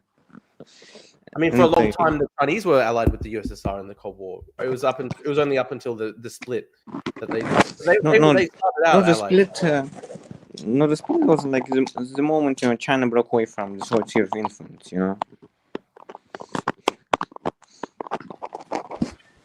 We've got another person saying, "Hey, Hanig wants to debate." Look, people can debate, but Mr. Yunus, I want to thank you for joining today. I'm going to go to the next caller, but I thank you. It's been interesting. Thank you, sir. We can have you on another time. Let me stay. Wait a minute. You can say one more thing. Very quickly. Like, you can have two more minutes. When it comes to India, we should help Chinese and the Pakistanis liberate Kashmir, and we should depose Modi. Modi is Russia's man. Why liberate Kashmir? I'm not interested in that. Why do you want to liberate Kashmir?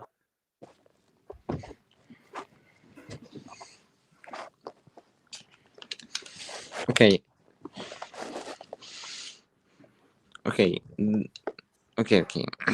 My friend, wait. Okay, I'm sorry, Mr. Yunus has to go. I'm sorry, Mr. Yunus. Subscribe to the channel. I can have you on another time. But unfortunately, I have to admit, the viewership was dropping. We had 120 people watching. It went down to 80 because people were not that interested in the debate. I'm going to go back to some Australian politics stuff, unless other people potentially want to join. I've got the link here. Just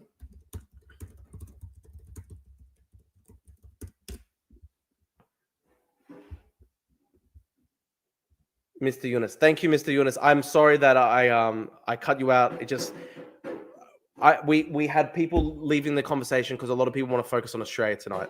But we can potentially talk another one next time. Guys, if you want to join, I put the link up here, https://youtube.com/live. Then you can put in the digits.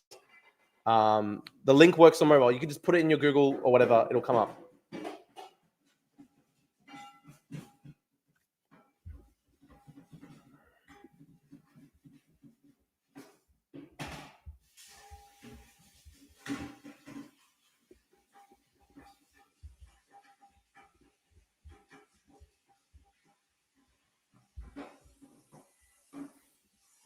But it directs me to the live.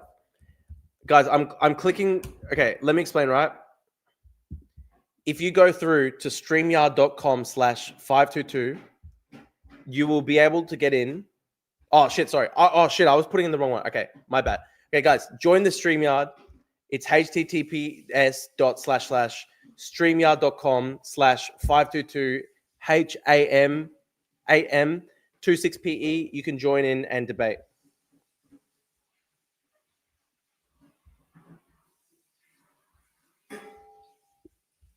Oh, Aiden. Hey, Aiden.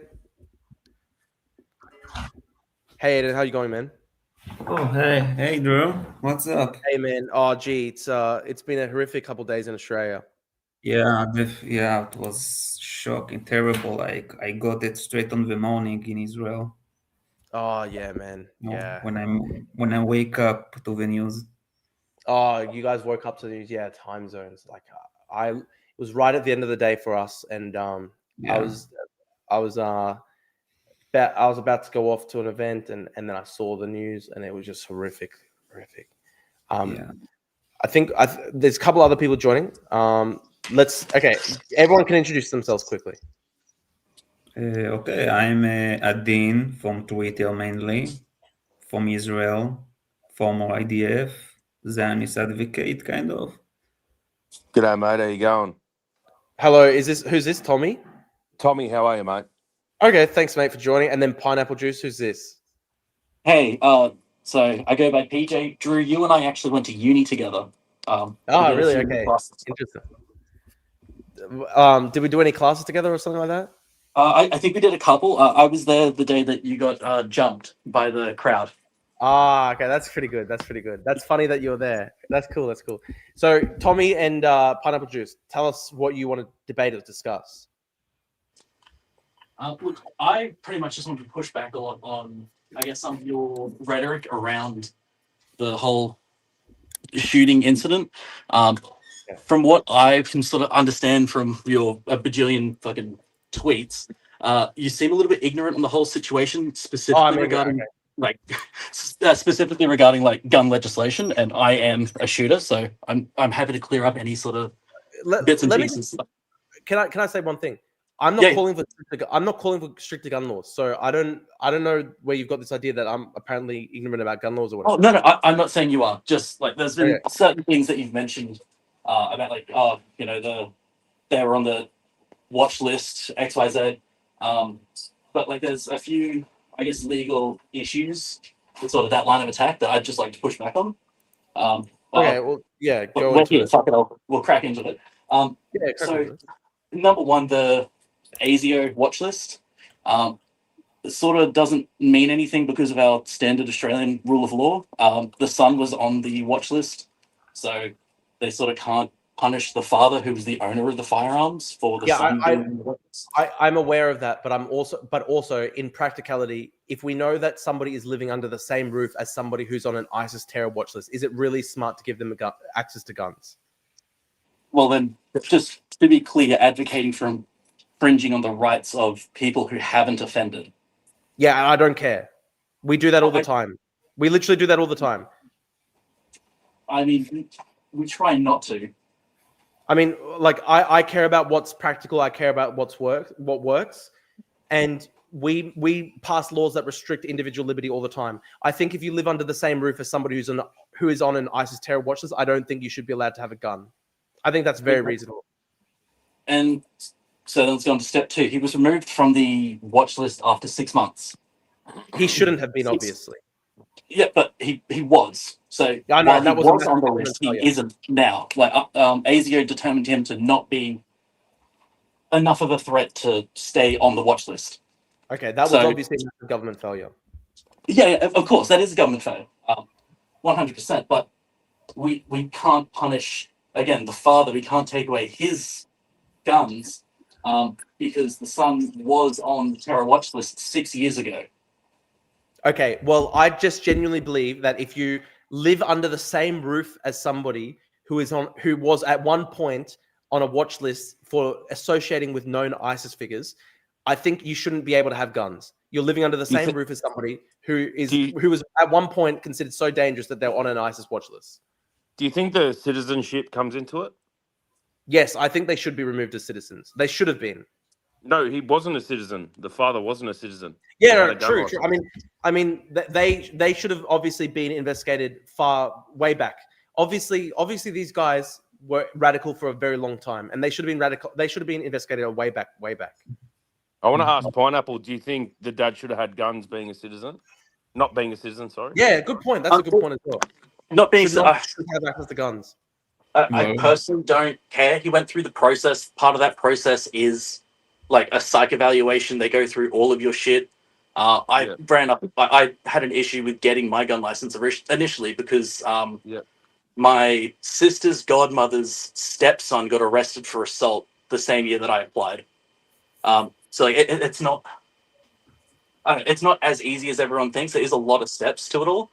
So if he passed all of those checks, however many years ago that he got his gun license, like I'm They're not saying too. he got it in fussed. 2023, Yeah, okay, so he got it in 2023. Yeah, and he Oh. wasn't a citizen.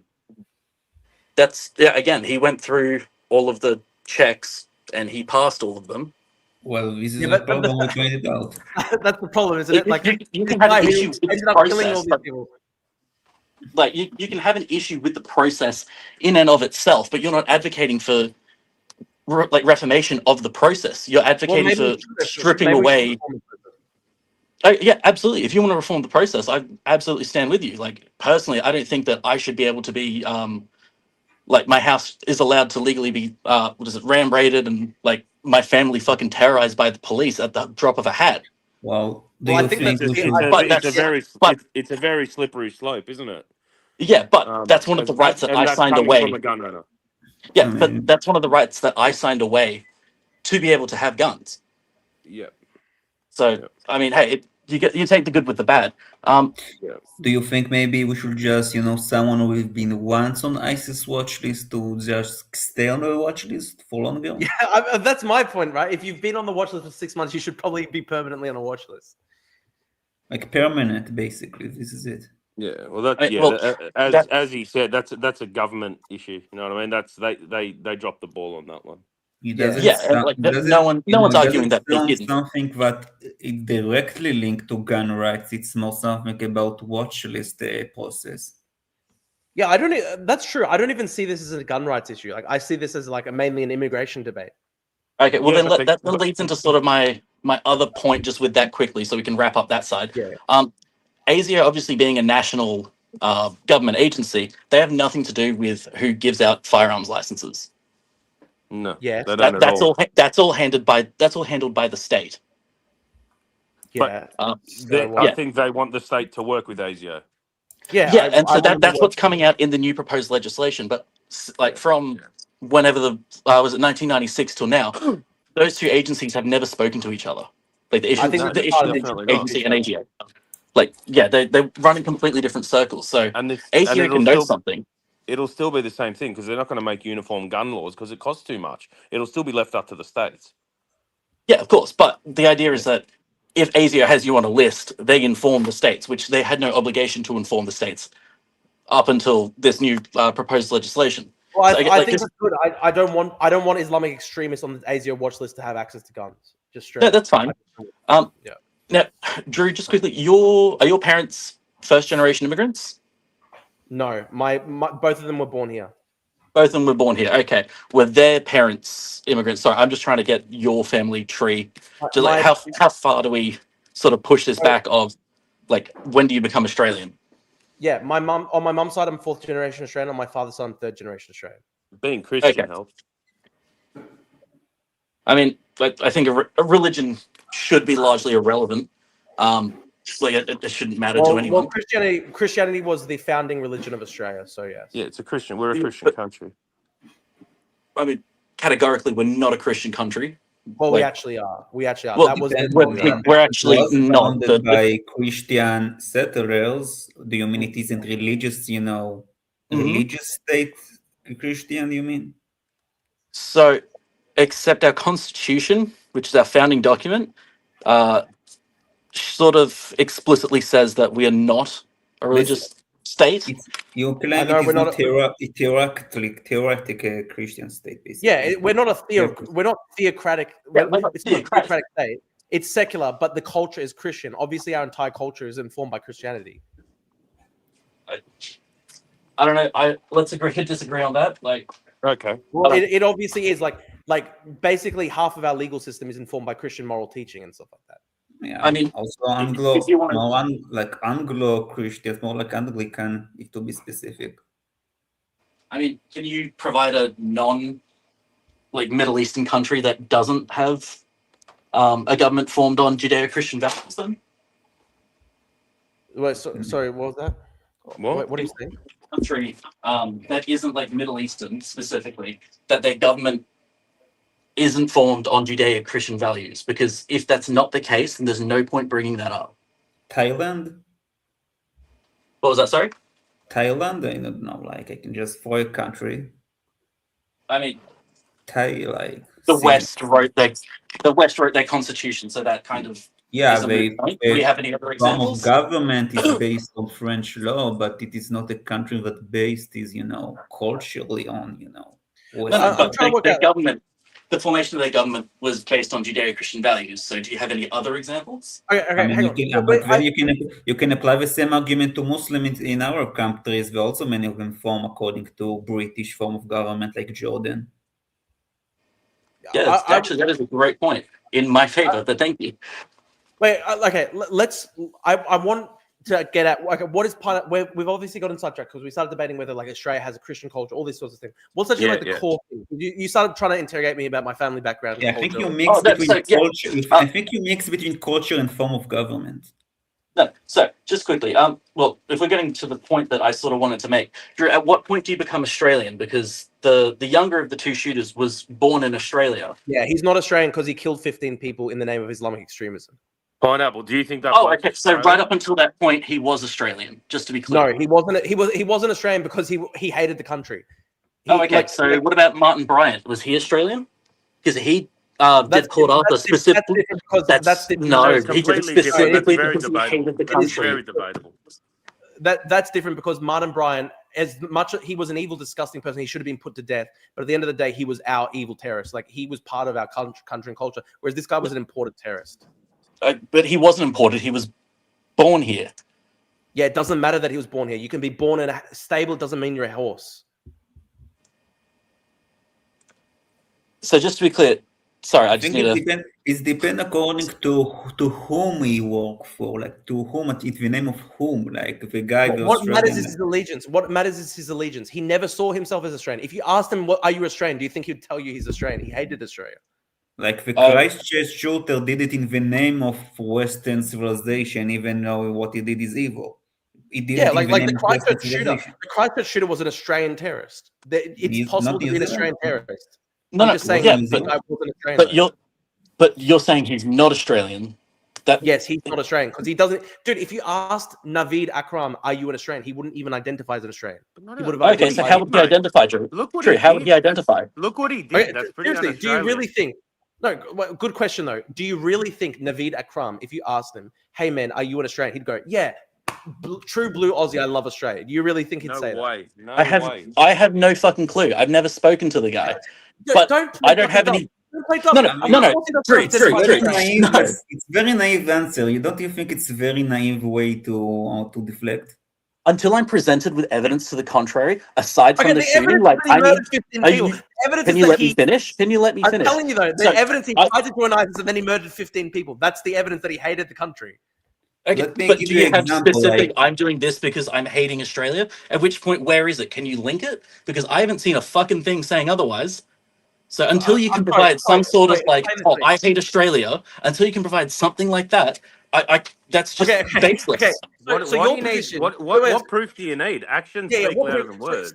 Okay, let's go through, right? Your position is that unless Naveed Akram literally said, "I hate Australia," we don't know what was in his heart when he murdered 15 people in the name of Islamic extremism. I mean, Hang on, 15 Jewish people. He specifically targeted Jewish people. Let's also point that out. It had nothing to do with, he didn't do it like because of their nationality. He did it because of their religion. Why do you think, in the name of what he targeted Jewish people, what the Jewish people represent to him? Yeah, I think that is. Because they're Western. He hated them Because he saw saw them Jewish people as embodiment of evil that is basically been interpreted according to ISIS ideology in the West, in borders of Western civilization. So what does that have to do with him Very hating linked Australia? together. Where does that tie into him hating Australia and Australians? Okay. Let me just clarify. I think if Hang there on, was let me a just few clarify. Aussies walking past when that bloke was shooting, he wouldn't have. He was shot fucking anyway. There was plenty of fucking Australians walking past. Okay, so what do you mean? Okay. Let me just clarify. What? And he didn't shoot him. Yeah. He did. What do you mean? Oh, that's my point. Yeah, exactly. He hated. He just saw white people. He looked at the Jews. He said, "The white people." He didn't give a fuck, mate. He didn't discriminate. I mean, It's So kind he of had- he like didn't- I thought your point was that Let's he was shooting Jews and not Aussies. Isn't that what you were saying? No, he saw himself as he saw himself as targeting Jews, but he also targeted Aussies at the same time. That's what I'm trying to point out. he like, targeted even quote if unquote. let's say for a moment he only targeted Jews, he only intended to target Jews and not Gentile Aussies. Let's say why he targeted Jews, in the name of what ideology he believed that he should target Jews. That is The largely ideology irrelevant to the is that is linked to irrelevant. Irrelevant. How's that irrelevant? How is that irrelevant? What does that have to do with him attacking Jewish people? Like, in the name of who doesn't fucking matter. If you're talking Yeah, it about does. how Australian Yeah. he is or is not. He was a third worldist who killed Jews because he was a third worldist. That's why he wasn't Australian. Oh, okay. Not So even- it's just because he's a was he fucking. Australian? He's just a barbar then. Like, he's barbaric. That is in his nature. Like, that's literally the point you're making. He did it because he doesn't know any fucking better. Try to He was argue a with third the worldist. He ideology. was beholden to an ideology that hated the West. And Yeah. and hating the West and hating Jews tend to be intertwined. No. Exactly. They World see War these II Jews largely as- disagrees. Sorry, what was that? In Pineapple? the Islamist worldview, hating Jews and hating the West is intertwined. In the Yes, Islamist that's Okay. 100%. And- Aiden's correct. 100%. That is, it's completely. And I'm saying- intertwined with Islamist. I mean, fuck. How far deep into the Islamist view do you want to go? Like, That's their view. Their view is that the Jews are Western and then they hate the West. That's the view. No, their view that the West is a Jewish plot. This is their view that the Jews are using the West to take over the Islamic world. They are the enemy of Islam. And basically, the Jews are West trying to is take over the opposed to West in the Jews. name of I mean, Islam. What the fuck? if you example read Al Qaeda full name is basically I forgot exactly the word, but according to their name, they are against the Jewish Crusader Alliance, something like that. Like they are they call themselves as the front against the Crusade Jewish Alliance. Basically, they see the Crusades, which is the West, and the Jews basically collaborated together to be enemies of Islam. This is a good point. When the Islamists talk about Israel, they say it's a crusader state. They're linking it back to the Christian Crusaders. They see it as intertwined. They use you see the Balfour Declaration when Britain recognized the Zionist movement, and when the US recognized Israel, to see how there is a Western Jewish plot as against Islam. Can Pineapple Juice explain to us what made this guy Australian, other than the fact that he was born in a fucking stable, therefore he's a horse? I mean, I don't know. Maybe his Australian fucking citizenship. Isn't that Who the only fucking thing that cares? makes He had us Australians? He pissed on us. What He else? pissed What on else his makes you passport when he Australian? decided to slaughter 15 Australians. He pissed on his passport when he decided to slaughter 15 Australians. He pissed on his Okay. passport when he tried to join ISIS in 2019. Who fucking cares so, that he had so Australian where citizenship? is he from then? Where is he from? He's What from Pakistan. country? He's What- from Pakistan. He's from the third world. He's not from Australia. I think he was from India or something like that. He's not Australian. I mean, shit. You have not provided any evidence to that. His dad was Indian Muslim, so therefore he's Indian Muslim. He's not Australian. Oh, okay. So Mm. your dad's I Greek, will not therefore you're even Greek, have therefore any- you're not Australian. So get out of my fucking No. country, cunt. No, Like, it's no. different. That is Greeks- exactly the European- fucking Greeks point you are just part of the made. West. Greeks That are is part of exactly Australia. the point you just fucking No, it's made. not. It's Like, not are though, you, because do you have it's not Down though because syndrome? What the fucking- fuck is wrong No, with you? it's because Greece is Western and I'm part of the Western world. It's different. This guy came from a third world country, refused to assimilate, and he killed all these 15 people. He's not fucking Australian. There's a big difference, Pineapple. I mean, there's not. Yeah, there There is is, because we're Christian. Because the Greeks didn't. The Greeks are part of Western. Greeks founded Western civilization, and then they don't go around It's slaughtering pretty Australians much and what you think about the foundation of Western civilization. It's the first I don't even know what the fuck you civilization just Greeks. said, champ. Champed him. Jeez. This guy's such a retard. He thinks that Greeks are the same as random third worlder Islamist terrorists. Fuck you. Yeah, No, they're thanks, not. bro. Greeks are part of Thanks. Australia. Greeks are actually part of Australian culture. Sorry about it. Yeah, fuck you. Well. Fuck off, retard. I mean, He's just an angry elephant. How dare you say that the Islamic terrorist who killed 15 people is not Australian? What a fucking retard. It's been like you have a Pittsburgh shooter, the neo-Nazi who did massacre in a synagogue in 2018. Like he was a white American who did it, because we want to protect the white people against the Jewish plot. He did it in the name of basically neo-Nazis, white supremacy. He rage quit. This guy rage quit because I refused to say that an Islamic terrorist was Australian. Fuck off. What a fucking idiot. Seriously. He was so angry. He was so angry at me saying that he's not Australian. He said, "You're the exact same." Like, as your family, I would like a to fourth ask him, like, generation if in Israel, like, if an Israeli Arab commit terrorist attack against Israelis in the name of Palestinians, like, does he consider an Israeli terrorist? By the way, Pineapple Juice is saying that I kicked him. I actually didn't kick him. He can rejoin. I literally didn't kick him. I'm literally putting the stream link back for him to join again. Hang on, I'm Tommy just G. wondering if I'm just Sorry, wondering. boys. I couldn't hear you, so I can hear you now. Yeah, StreamYard said that. Sorry, Pineapple Juice said that I kicked him. I literally didn't kick him. No, the whole stream kind of went a bit retarded then, to use your words. Okay. Like, I have a feeling that the same guy would argue that Israeli Arabs are not really Israelis; they are Palestinians who've been forced to have Oh, hang on, Israeli he's back. citizenship. Let me put him in. Okay, Pineapple Juice. All right, I didn't look, kick you. if you didn't kick me, my bad. I just like No, no, DC'd and I was he- like, oh he shit, what kicked the me fuck? as I well thought you too, left. mate. I thought you left. I didn't kick you. Yeah. Look, I think if you're gonna run down the argument of he's not Australian because he killed 15 people, Ivan Milat's not Australian. He was born to Ivan immigrant Milat parents. Ivan Milat is actually like that's a pretty good argument actually that Ivan Milat's not Australian. No, Ivan Milat was Croatian. What are you on about? Yeah, that's what I was gonna say. Like we could run that down any number of like things, and at which point, how many generations into being born into Australia? Like, what's the cutoff? I'd say probably third generation. You're fully Australian. Third generation. Okay, no, that's fair. At least we're drawing a line there. But And I'm not Aussie. No, let me say this right. I think first generation and second generation can be Australian if they fully assimilate. But if you refuse to assimilate, you're not Australian. That said, at the third generation, even if you don't assimilate, you're probably still Australian, even though it's unfortunate that you haven't assimilated. I think that's probably a pretty fair argument. Okay, yeah, look, hey, I'm willing to sort of meet in the middle on that. Because I'm not actually being exclusionary. I'm saying, like, if they're Indian Muslim. If they had fully 100% assimilated to Australia, loved Australia, their total allegiance was to Australia, they didn't kill people, they didn't participate in terrorist attacks, they didn't try to join ISIS, then they could become Australian if they fully embraced us and fully loved the country. But they obviously didn't do that, okay? So a first-generation migrant can become Australian, but it requires actual genuine assimilation. You have to be willing to literally die for the country. These guys obviously weren't. They literally were willing to die killing people in the country. They literally were willing to die in a jihadist terrorist attack. Yeah, in the name of ideology that want to replace Australia as a state. Exactly. That's another point. Like Pineapple Juice, don't you understand? Their ideology seeks to literally replace Australia. Do you think that they want to assimilate? Do you think that they want to be part of the country? Their whole thing is that they want to conquer and subjugate the country.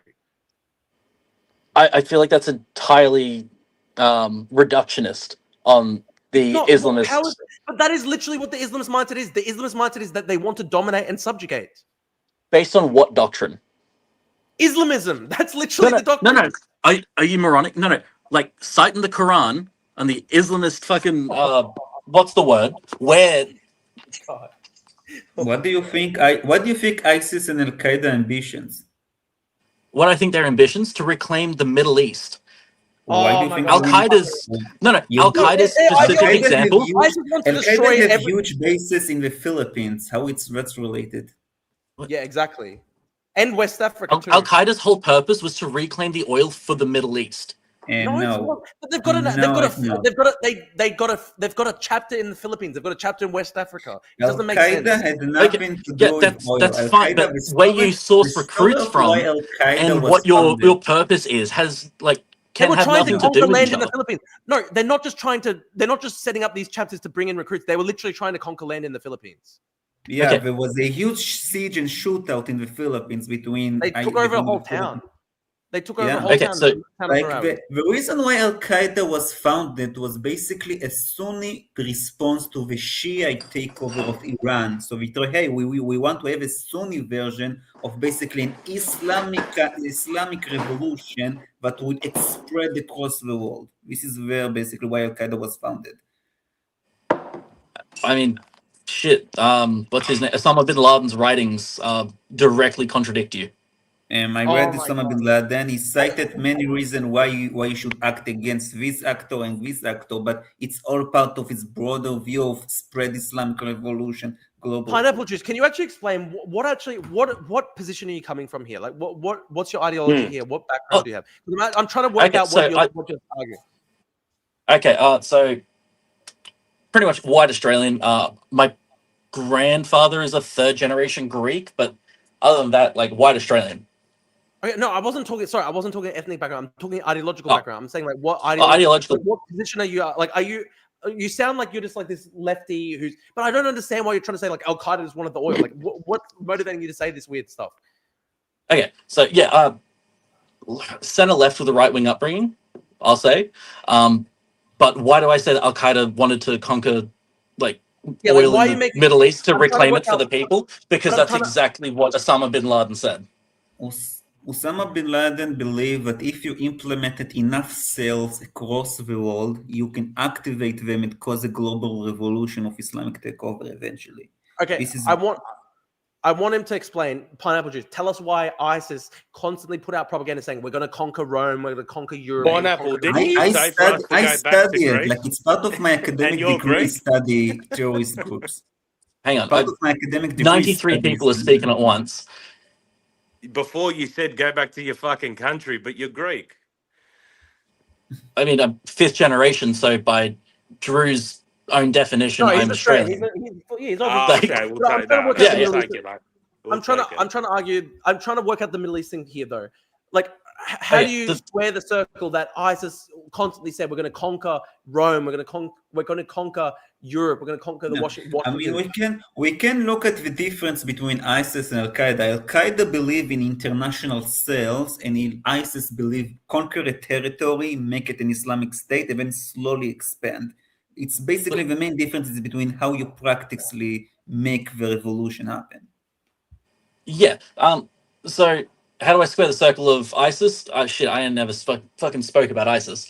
Al Qaeda, yeah, their whole thing was to reclaim oil for the Middle Eastern region That's so for the reductionist. people. That's so reductionist. That is not reductionist. That is like literally No, Osama bin Laden's whole point. Dude, he was saying we want to drive the Crusaders out of the Middle East. We want to cleanse the land of the holy two cities, Medina and Mecca, of any foreigners. Like you're trying to say, it's about the oil. He wanted to overthrow the Saudi crown and the Saudi royalty. He wanted to overthrow the socialist, basically secular Arab regimes. Like he believed in various things, but unrelated to the West. Like he also wanted to overthrow the Egyptian secular government, the socialist government. Yeah, so he wanted to free the Middle East from Western influence. Oh my god! And it's not related to, like, first of all, he started his career against the Soviets when they invaded Afghanistan. So how exactly the West, if he actually started against communists? Russia is a Western country, like culturally.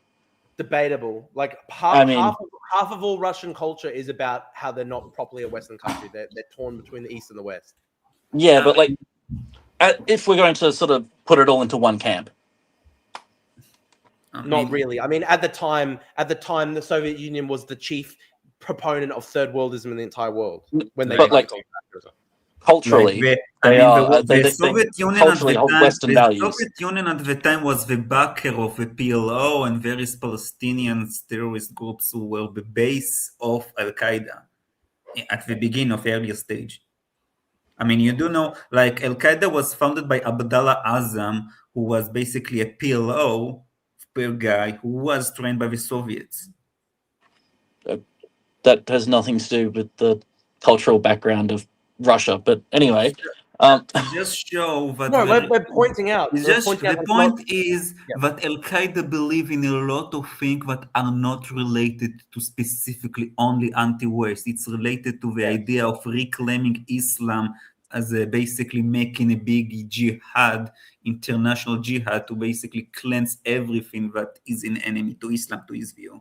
It's not something specifically, I just want the West to stop intervening in our countries. It's a lot of things that link together in his mind. It's a lot further than that. A huge part of it is that they want to also have a cleansing of the religion. For example, Al-Qaeda in Iraq, half of what they did in Iraq during the mid-2000s was just literally carrying out suicide bombs against Shia communities because they wanted to religiously cleanse the Shia. And you're saying, oh, it was just they wanted to get rid of the West. It's like, okay, if that's the case, why did they just try and like massacre the Shia constantly with truck bombs in Iraq? Because they saw the Shia as like affiliating with the West, and thus No, that's retarded. That's literally No, retarded. I'm what do you sorry. mean? That Shiites, is like, not they were retarded. backed by Iran. The Shiites were backed by Iran. This is the guy who were always back the West. You do They hated understand? the Shia. They hated the Shia because they viewed them as like a false sect within Islam. Yeah, as a apostate. Yeah, and like what about their religious, like what about their actual practices made them apostate? What did According to- Osama bin Laden say in his writings about the Shia people? I'm going to bring in Because this he said something very like specific in his writings.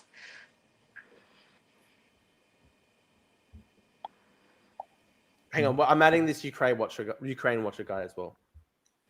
I mean, It's just amazing because it's like the Sunni Shia split goes back 1400 years, and this guy's saying, oh, like it's like they didn't like the Shia because they were perceived as pro-Western. Like you just don't even understand Islam. Okay. It was literally a 1400-year-old sect. It's a split that goes back 1,000 years. Again, but this like Al Qaeda does not represent all of the Sunni people, does it? okay, Not- but yes. it's not what you No, argue. so It's why are not you what we attributing argue. what We all of the argue Sunni why history Al-Qaeda do what they to do. Al Qaeda? Al-Qaeda, That's Al-Qaeda is that's not backwards. motivated solely by no one did. hate, You're the by- one who. You're the one who started making the argument that Osama bin Laden was just trying to purge the West out of the Middle East. You were the one who Yeah, started. and making you're that saying and now you're saying that the Shia Sunni Okay, split goes back why, 1400 why, I years. mean, can you answer me, like, when after 9/11 happened, what Al-Qaeda official statement said to the United States, if you want us to stop doing another such attacks, you should first, I mean, it lists various demands. One of the demands on the button was leave Middle East and all that, but the top ones of his demands was basically adopt Sharia law. It's Yeah, with the literally. top. Yeah. Okay, if you don't want us to attack you, like adopt Sharia law. Yeah, like that. Of course, like that's their whole thing. Yeah, Don't so get yeah, me wrong. exactly. Isn't that Like, the they're That's the whole anti- point that they're Islamic religious. revolution. It's that motivated the by design? Islamic revolution rather than specific Western policy in the Middle East. Sorry, what was that? When it's motivated mainly because they want Islamic revolution rather than specific policy, rather as a response to some Western policy in the Middle East.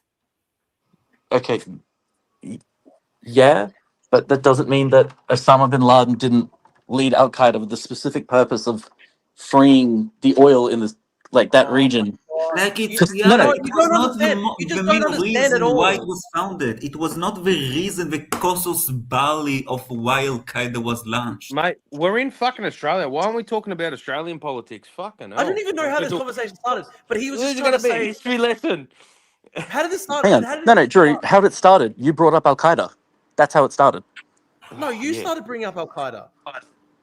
No, we're not going to go back and forth on no, you, but the way that whole started, the way that whole thing started, because you brought up Al Qaeda and ISIS. I mean, we bought. I mean, maybe we bought him But as an anyway, yeah, like, we're ideology. getting want into the to weeds. replace You clearly don't know Australia. much about Al Qaeda, though. We So only what are you mentioned saying? them in the context of ideologies who want to replace Australia. Yeah, exactly. That's why we're talking about it because we brought them up because you were saying that Islamism doesn't want to replace Australia, and we were saying, okay, here are a couple Islamist groups that do genuinely believe in like world conquest, basically, and then you were like saying, oh no, the Al Qaeda they just want to defeat Israel, and it's like no, not really. I didn't say shit about Israel.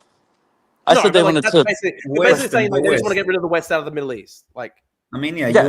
you really think that if, let's say, the West abandoned the Jordanian royal family and the Saudi royal family and stopped the American aid to Israel, they suddenly say, "Oh, we good. Al Qaeda will disband and want to have a normal normal no state." way.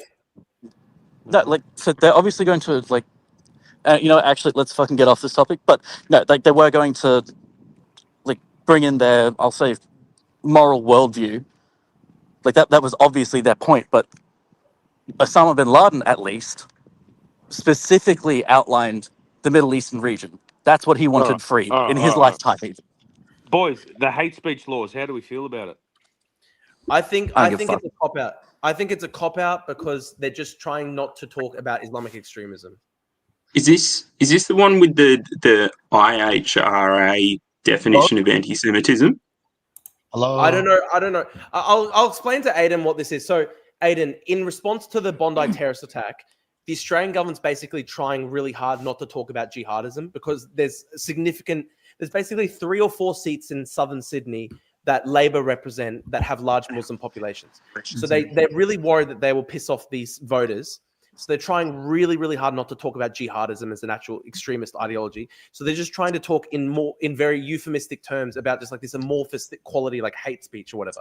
So they're trying to say like, oh, basically, it's not about jihad; it's about general hatred. Or something. Yeah, exactly that. So like they're basically saying we're going to introduce new laws to target anti-Semitism and stuff like that. And my whole thing, I hate anti-Semitism, but at the same time, this is just a cop out because the reality is that they're not actually targeting Islamic extremism. And who determines what hate speech is? The courts. Our retarded government. No, the courts. Well, my concern is that's a pretty slippery slope. Well, like that's the foundation of our democracy. The legislators, the legislative writes the laws and then they interpret it. No, like we don't have constitutionally protected freedom of speech. Well, I wouldn't say that a whole heap of different cultures here actually determine what is hate speech here, because we've got all this pressure rushing these laws through because of an attack, and there's been no consideration of it. And there's a heap of people arguing about Gillian Siegel or whatever her name is, and they don't care. I don't actually think that this is something the courts are controlling. I think it's gone out of control. Yeah, I agree. Just in regards, hold up. Just in regards, I didn't cancel. By the way, hang on one second. I didn't kick Pineapple. He left. I don't know why, but yeah, maybe just dropped out. Just in regards to the whole hate speech shit. Can you fix your mic, mate? I can't hear you properly. Yeah, we can't hear you. You're very muffled. You sound echoing and. Oh, hold up. Let me fix this again. Speak into the mic, because you're muffled. No, my AirPods are a bit cooked. Hold on. Well, in the meantime, do you think, for example, those guys who shouted "Gas the Jews" at the Opera House, they violated the hate laws? Hello. Shout "Gas the Jews." There was an investigation, and it turned out they asked, "Where's the Jews?" They try to argue that they only say "where the Jews," but it's contradicting almost every testimony of people who were there. So it's kind of very well. I'd say that the narrative has become that they said, "Where's the Jews?" which is, I would actually say, just as anti-Semitic. But if it becomes central to the Israeli identity that Israel was born just after the Holocaust, I think there needs to be some discipline when there are references to things like that. Otherwise, you get people who don't agree with hate speech laws that get put through, and we end up with basically 75% of Western Sydney hating Eastern Sydney. I think that actually we do need to be mindful of that. Yeah, I agree. Where's the line for anti-Semitism? Hang on one at a time. We don't want to become like the UK, where we're getting locked up for fucking. Well, I don't want it to be like the UK. That's a good point as well. Yeah. Yeah, and that's the way. Where do you draw the line? Where do you draw the line for anti-Semitism, though? Because I mean, no offense, right? If I go and say hypothetically that I hate all Arabs, that is the same claim as to me saying I hate all Jews. That has the same gravitas, right? People need to understand. Yeah. Well, I think that people are overly sensitive about this sort of stuff, and this is what has become the case because we've had it drilled into us that questioning anything about Islam is Islamophobia. I don't see the Jews as anywhere near a threat to public life in Australia as people who will hide their Islamist beliefs, who would probably actually have Sharia law if they wanted it. Hang on, I can't even hear the Nicholas guy because of the muffling. And try to do it one at a time. If although I agree with you, like, oh yeah, if you question Islamophobia and like any Islamic shit, they'll sort of put a muzzle on you. But that's sort of the same shit that's going on with Israel. If you question anything about Israel's propaganda, they're gonna try to put a fucking muzzle on you. I don't agree with that. There's so much. That's Dude, what. Give you go give an online, it's example. everywhere. Give specific example of Give it a so-called specific criticism. example. Okay, if I go and say that 6 million Jews did not actually die in the Holocaust, I can face a fine. Right? I can In face You say a that all the fine. time and nothing In happens. Australia, People there say are that no all the time. Holocaust denial laws in Australia, for my knowledge. Yeah. Wait. No, not If I literally do a Roman salute, I will face a $90,000 penalty. What are you talking about? I think you mixed up laws that are in Germany and in European Bro, I countries live than laws in here. Australia. I live in No, Sydney. no. What are you talking He's about? he's right about the Roman salute. That is The that Roman is a- salute that's- thing, yes, that's- that is illegal. That has been criminalized in Australia. But So- I'm so asking what question, how exactly it's related to Israel? Like you say Roman salute and 6 Because I million, mean, it's it's not pretty something that's synonymous related that doing a specifically to Israel. because it's pretty synonymous that doing a Roman salute, you're applying something. You're implying, obviously you're pro-Nazi, no? Yeah, but how it's related to Israel? Like you don't understand what Because Australians died what do you mean? fighting the How is it Nazis. related to Israel? Are you fucking retarded? If you're doing a You don't Nazi, understand if you're you don't understand what Australian died fighting the Nazis, so it could be linked to that. what, mate? I Yeah, live the here. World What are War you II. talking about? Hmm? I live here. I live in Australia. Yeah, but What are you? how exactly a law against Roman salute in Australia related to Israel when it could be Beca- linked to the fact that be- Australia fought against the Nazis in World War II? Bro, let's be honest. The Roman salute is synonymous, okay? It's synonymous with not the Nazi party in Germany. Okay, if you do a Roman salute, most likely people will interpret you as being a Nazi. Yeah, Okay, Yes. people. So I I don't agree know with what that. you're. The Didn't you just Hezbollahis like to do it too. The Hezbollahis and the Houthis like to do their Romans as well. wait? Didn't you just say to this bloke with the No, accent? Where I'm are you from? asking like you asked. I know where you're. You said that something against criticism against Israel can make you target on your Correct. head. And when Correct. you asked, If for I example, you brought up correct. the Nazi. You brought up the Roman salute. So And I Correct. asked can the I question: how exactly it's related? Like how exactly Roman salute related to I criticism? just told you because if I do a Roman salute, I think what he's mean. Hang on. I think what he's asking you is he's trying to because okay, Aiden is from Israel. He's trying to say, He's trying to say Israel did not force Australia to pass that law. Is that correct? Yeah. Aiden? Yeah, Israel is not the cause why there are laws against Nazis and symbols in some countries. Sure, but guess what? That's got nothing to do with Israel. When you have an abundance of Jewish, Jewish demographic living here, obviously they're gonna come and bitch out and be like, you know what? We don't like that. We don't feel safe. That's got nothing to do with Israel. Well, they don't want Right? to. Why do you? It's Okay, got a why bit to do with Because Israel. Australian Jews don't have a right to feel safe. Yeah, I know. Oh well, no, sure, but no other culture has a right to feel safe. If I go, They do. That's why you can't talk shit about Islam ever. Yeah, but you can't talk shit about any. Why there would be hate talk laws. shit about Islam? Sorry? Who said you can't talk shit about Islam? The same legal there's a lot system of that laws about says you laws. can't do a Roman salute. And I actually do have to wonder, like, did the Nazis specifically adopt the Roman salute because it was the Roman salute? Or did they just come up with something which was identical to it out of nowhere? First of all, there is zero historical Hello, everyone. evidence that Can anyone hear me? Hang on. I want to salute. listen. Hang on. I want to listen to what Aiden's saying. First of all, there is zero historical evidence that the Romans actually ever used the so-called Roman salute. It was most likely invented by nationalists in the late 19th century. It was adopted by the fascist Italian party and then adopted by the Nazi party. And since then, it was synonymous with the Nazi party. And second of all, like, I don't understand why they try to link everything about Israel or about Jews. Like, you do remember that a lot of countries fought and died against the Nazis, right? So it's no wonder that not only Jews have problem against Nazi symbols. Hear what you just said. Hold on. Hear what you just said. You just said, why do we try to make everything about Israel? Because right? you brought it up. Hold on. 6 million Jews supposedly died, right, in World War II. He died. Okay. It's factually 84 true. wait, Well, it is hold on, factually hold on. true. It Hold- is factually true. This is the factual truth. Okay, wait, hold on. That's your opinion, right? It's not my It's opinion. not factual, by the way.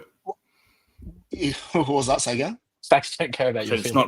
not factual, by the way. That number 6 million Exactly. just comes up all the time. It's a There you go. And I'm not It's like saying, $13 I'm not, million, no, it's I'm a not a very- Holocaust denier. What I'm Guys, saying I don't want to is- get my stream taken down. I don't want this to become this big Holocaust debate. I don't Come want to on. get my. I Anyway, don't wanna get Drew, my Drew, YouTube I deleted. came We're on talking here. Aussie politics. Hang on, Australia. Drew, Yeah. Drew, I came on here because when you first started talking, I was listening to you on X. I'm Tommy Drowning on there, and you were talking about the whole immigration thing. And I don't care what anyone says. The immigration thing in Australia needs to be looked at. I don't care which way you take it or not, but it needs to be looked at and studied. Agreed. Okay, we're all in agreement. Yeah, There. We're all in agreement. Yeah, I don't. 100%. I'm not in agreement with you on the Holocaust shit. I don't like that. Okay. No, And no, I don't I'm want not you to- talking about that. And you Okay. misunderstood what I said by that either. Okay. It was just the numbers are incorrect. That's all. Anyway, doesn't matter. Keep going. Okay. Well, Anyway, just in What's regards to even the that, argument? What are we debating? Why is this becoming this big? They No, always, I they want to. always want to bring it up. They always try to dog whistle into his. It's Wait, part of their shtick to always bring it up. What's your name, mate? What's your name? Me, Yeah, you. Adin. Okay, I'm actually a Palestinian Christian, right? Oh, so yeah. I'm, The so I'm Palestinian actually Christians tend to be the most cringe. Sure, Wait, which one? sure. Wait, That's who's- probably why he yeah, doesn't wait. like you already. Mate, are you living in Wait. Australia, Palestinian Christian? I am. Okay. All right. How long have you lived here? I was born here. Okay. Yeah, Are you primarily a accent sounds pretty Palestinian Aussie, with Christian all due or an respect, his Australian? accent does sound Aussie. No, I'm an Australian. Got a Okay. very Australian accent. Good. Respect, full respect to that. Wait, wait, hold up. Why is there respect to it? It's something you need to understand is nationality isn't synonymous with your ethnicity. Everybody here, if you're a citizen, everybody here is an Australian.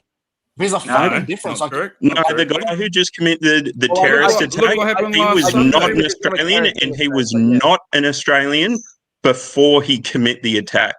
wait, Australian, What happened last Sunday? The guy was Australian born here. identity does involve actually submission to Australian culture and our way of life. That guy didn't Sure. have it. He had citizenship. He was not oath. Australian.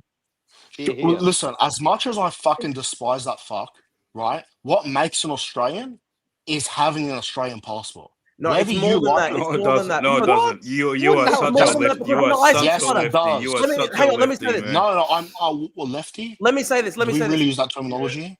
Okay, hang on. Let me say this, right? To your face If- too. Guys, let me say I something. don't Right? get it, but sure. Guys, So let me. hang on, I'll say this. Go on. I'm Jewish. Right. Wait, who's talking So here? do you I'm think getting we're confused. Let me equally repeat. Australian? Yes. Because I I'm think you're actually a equally cringe. Zionist also.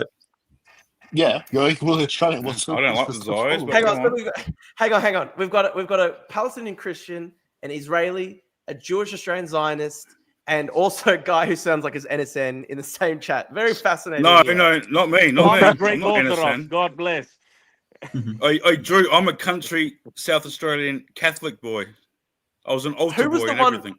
Who was the one who was saying the Holocaust thing? Was that Nicholas Anania or something like? I I can't think It the is. remember. Palestinian guy. It Was is. it the Palestinian Christian guy? It was. Okay. Can- Right.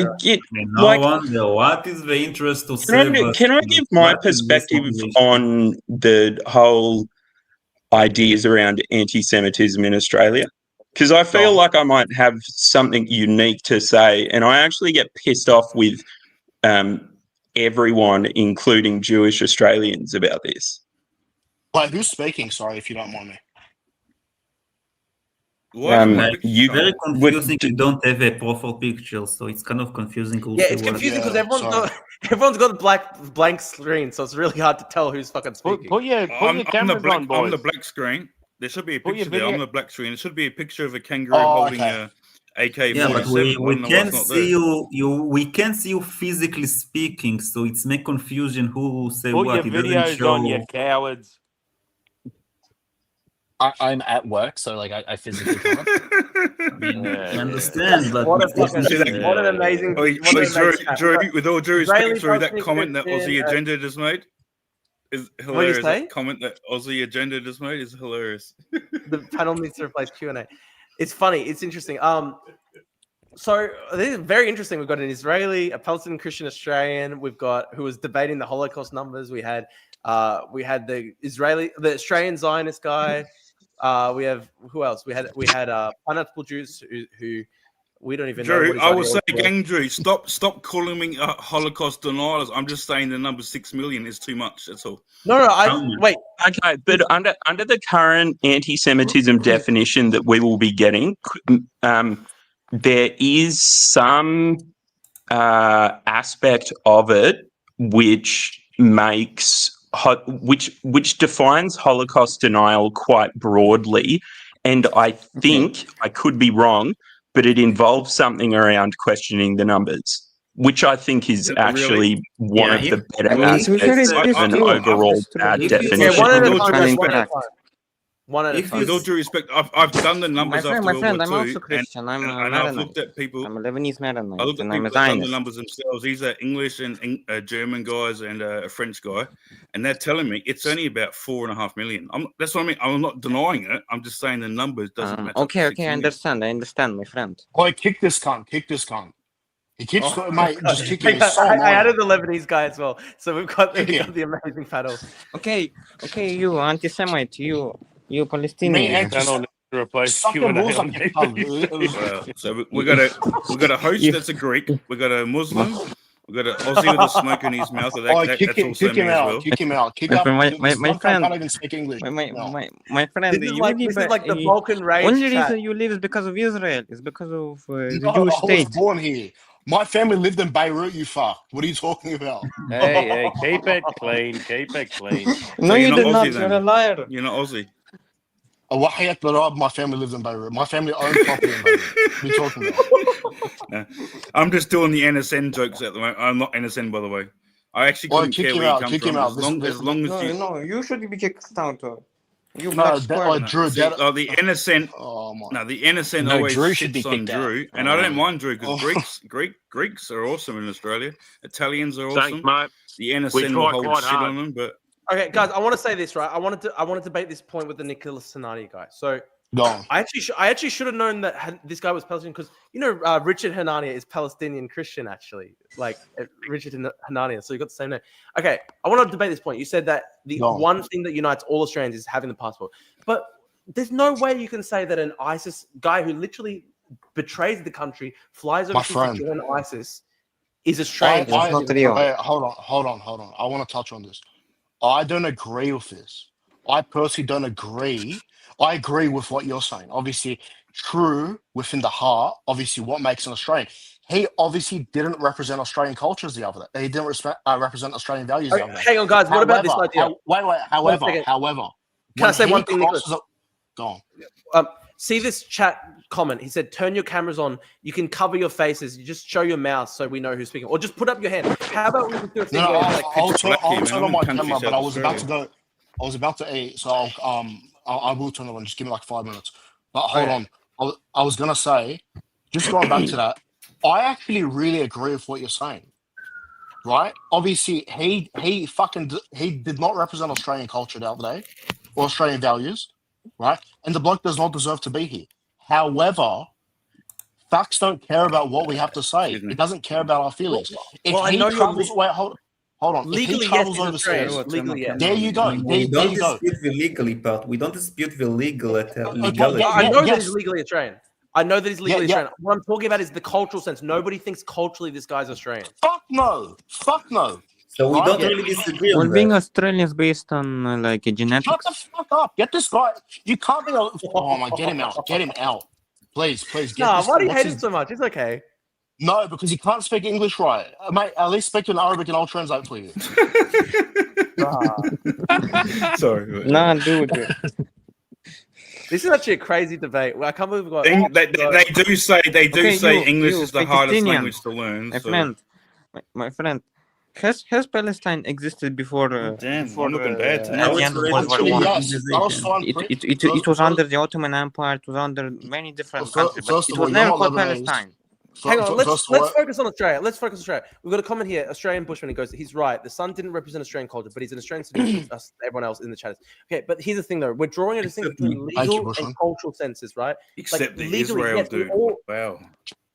Well, yeah. Obviously, Aiden's like Israeli. Like he's literally not in Australia. Everyone I'm else not here is excused. He's not in Australia, yeah. I never Yeah. claim.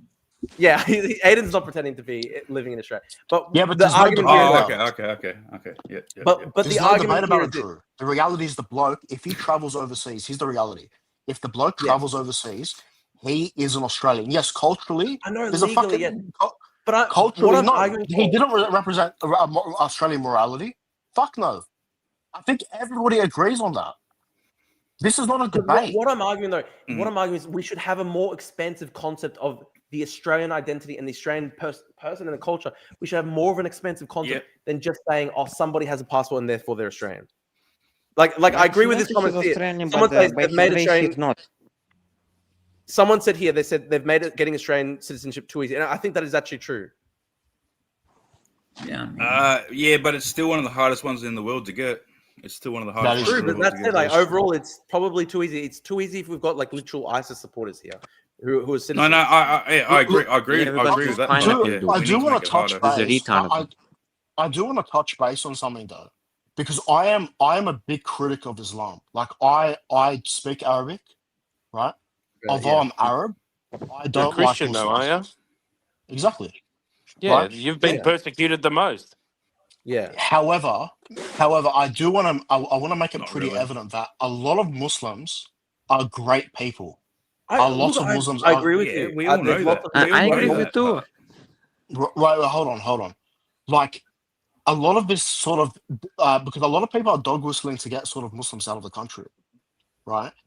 So, I'm not saying that. Muslim- I'm just saying No, extremists should be I out. never claimed you. I never claimed you did.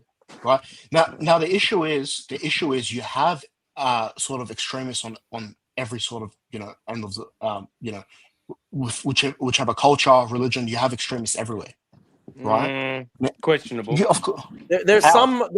but there's some cultures that produce more extremists in our country than others. Like for example, we don't 100%. we don't have Korean 100%. terrorists, for example. Yeah, we don't have Korean Where are terrorists. these Greek? Where are these I mean, Greek according to Orthodox recent attacks data, happening? it says that the Jews and Hindus and Muslims are more likely Where, to be. where are the Greek however, Orthodox No, attacks not happening Jews, but every Hindus. fucking month? Muslims are more likely to be. Careful of the Greek However- Orthodox attacks, mate. They'll throw olive oil at you. They'll How- throw however, olive my oil at you, question the is- Greek my Orthodox question is- attacks. This Wasim Haddad guy, he's a fuck, right? He should be Yeah. deported, Yeah. right? But Eli Schlanger, right, has Who, sorry? actually committed Eli Schlanger, that rabbi that just died. The one who The was guy just who killed. died at Oh, the Chabad. Chabad The guy? guy who Yeah, died at no, I Chabad. know who you're The talking rabbi, about. the Yeah. Chabad rabbi. This bloke, okay, was literally signing missiles to go into No. Gaza. Oh, I know. This Yeah, photo wait. is Iron Dome missile. It's an Iron Dome. It's defensive. It was a defensive missile. No, it has a base. Defensive missile. What he held was defensive missile. Against who? Against Hamas rockets Against in Hamas Israel. rocket. Against Yeah, Hamas against and Hezbollah Hamas. rockets. And Hezbollah in Iran. Look, to And be the truth to be is- fair, if that's the bottle case, rockets. I Careful, don't know bottle the rockets. context of the photo. If that's the case, sure. Right, I apologize. I don't know what the context of the photo is. What does the Iron Dome missile look like? Like you can see, like it's kind It's of like it's basically it's it's basically describing the old. It's Andin, you're Israeli. it's basically Can you the please old color explain is American it? defense What system, color which is the it? same missiles. There isn't a color. It's just the same missiles from the old American defense system, and it's Smart- way smart- out of I date. just want to This is know if going the back to claim that 1990s. it's a defensive missile holds up. Because I'm looking at a picture. That's what that's what Um, the Israel Oh, government God, calls it. God. Yeah, that's what the Israel government calls it, though. because this The is Iron the Dome key. is self-defense. Wait, hold And, on. But regardless, you had that fucking that retard. What's his name? Arson. The bloke that's my Who? profile What? picture. I know what his name Oh, is. Arsen Ostrovsky. Him, right? Yeah. He was tweeting photos of cartoons of the IDF crushing little kids. How is like, that not the same level of hate speech? Well, I don't as know what if that's Sam true. Haddad's putting I don't here? know if that's true. I don't know if that's even true that he did that. I'll And look that's it up. Drew, it's not hard to find. Drew, it's not hard to find a prominent Jewish people in Israel that laugh at the fact that kids are dying in Gaza. It's just not. Exactly. Like, That's why part of the world hates them. That's all. But listen, I'm not saying all. No one's saying all because Jewish of people. Israelis I'm dying on saying October some of the 7th. people in the. Guys, what I'm interpreting here, right?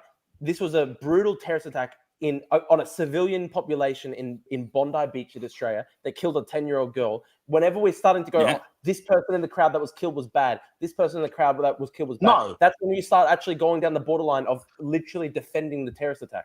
No, not at all. But I'm just You saying. try to make moral equation. That's the. Dude, it had nothing to do with Israel. Shut the fuck up. Drew, what do Kicking you out, think please. about the the Australian left. anti-Semitism That's the definition that will be in the laws here? Okay, Who, me? what? Hang on, let's go through. Why this. do you even So care about stuff like that? Like, if no, I heard someone else say Because before. that's what why do we do about Israel speech laws? is You know what- relevant you to know- this no, discussion. No, listen. Do you know what you do at the speech laws? You be an Australian like we always have, and you keep talking exactly the same. If everyone talks the same, they're not going to arrest you all, are they? They can't do it, can they? Do you know what I'm trying to say? Okay, anyway, you keep doing what I you're don't doing know for how you all your whole fucking life. talk. How am I Okay. going to talk like you? Okay, hang on. So the question, Well, the you question sound you're like asking me, us, so right? you must know what we talk like. Hang on, Tom. Hang on. Let me answer the question. So you're asking me, should look? I haven't actually read exactly what the government's proposing. I know that they've said in general that they want to bring in tougher hate speech laws. I actually think that's true because we've got already very tough hate speech laws right now that you could use to crack down on all these Islamic hate preachers. They won't do it. I think they're just literally doing this as an excuse to avoid the problem. Yeah. The problem of Yes, jihadism. The Palestinian Christian guy was saying that Ostrovsky has posted some pretty terrible things. I haven't seen that, but whoever said that it's not hard to find prominent Israeli people online posting some pretty That was me. hectic It's not shit, hard to find. It's not I hard to find agree them doing with that. stuff. I It's not agree hard to with find. that very firmly. It's pretty broadly out there where like That's the true, yeah. photos of people starving is just denied as Pallywood propaganda. And when someone like Ostrovsky, who may or may not have posted stuff like that at one of these events, people are going to think, well, I don't particularly like that guy. And if they feel that it's actually a risk to say that, I think that is kind of a little bit similar to saying that people can't criticize anything about Muslims. And I think that actually Israel True. as an Australian ally, beyond the fact that we have Jews living here, which is the Are they though? primary Are they though? concern. Are they though? Are Have they an ever helped Australian us? ally? Guys, Have they ever helped can I us? say I'm one talking thing? about anything. No. Can What I say about one thing, guys? we haven't been Hang to on, war? Tom. Have they helped us in bushfires or things like that? They've never helped us. Hang on, Tom, hang on. Guys, I have to be honest. I'm getting pretty sleepy because it's literally midnight, and I've got to be up in like 7 hours because I've got my graduation ceremony at 7 a.m. So maybe we can just okay. So can we maybe just do a closing statement, and then I might wrap things up because I'm getting pretty tired. I've got to be up in 7 hours for my graduation. Well, I will say in response sorry, to, Drew. Sorry, I didn't mean to. I will drag on. say, okay. I will Okay, say you in go ahead response and then to, go. I would say in response to supposedly, Israelis mocking Palestinian children.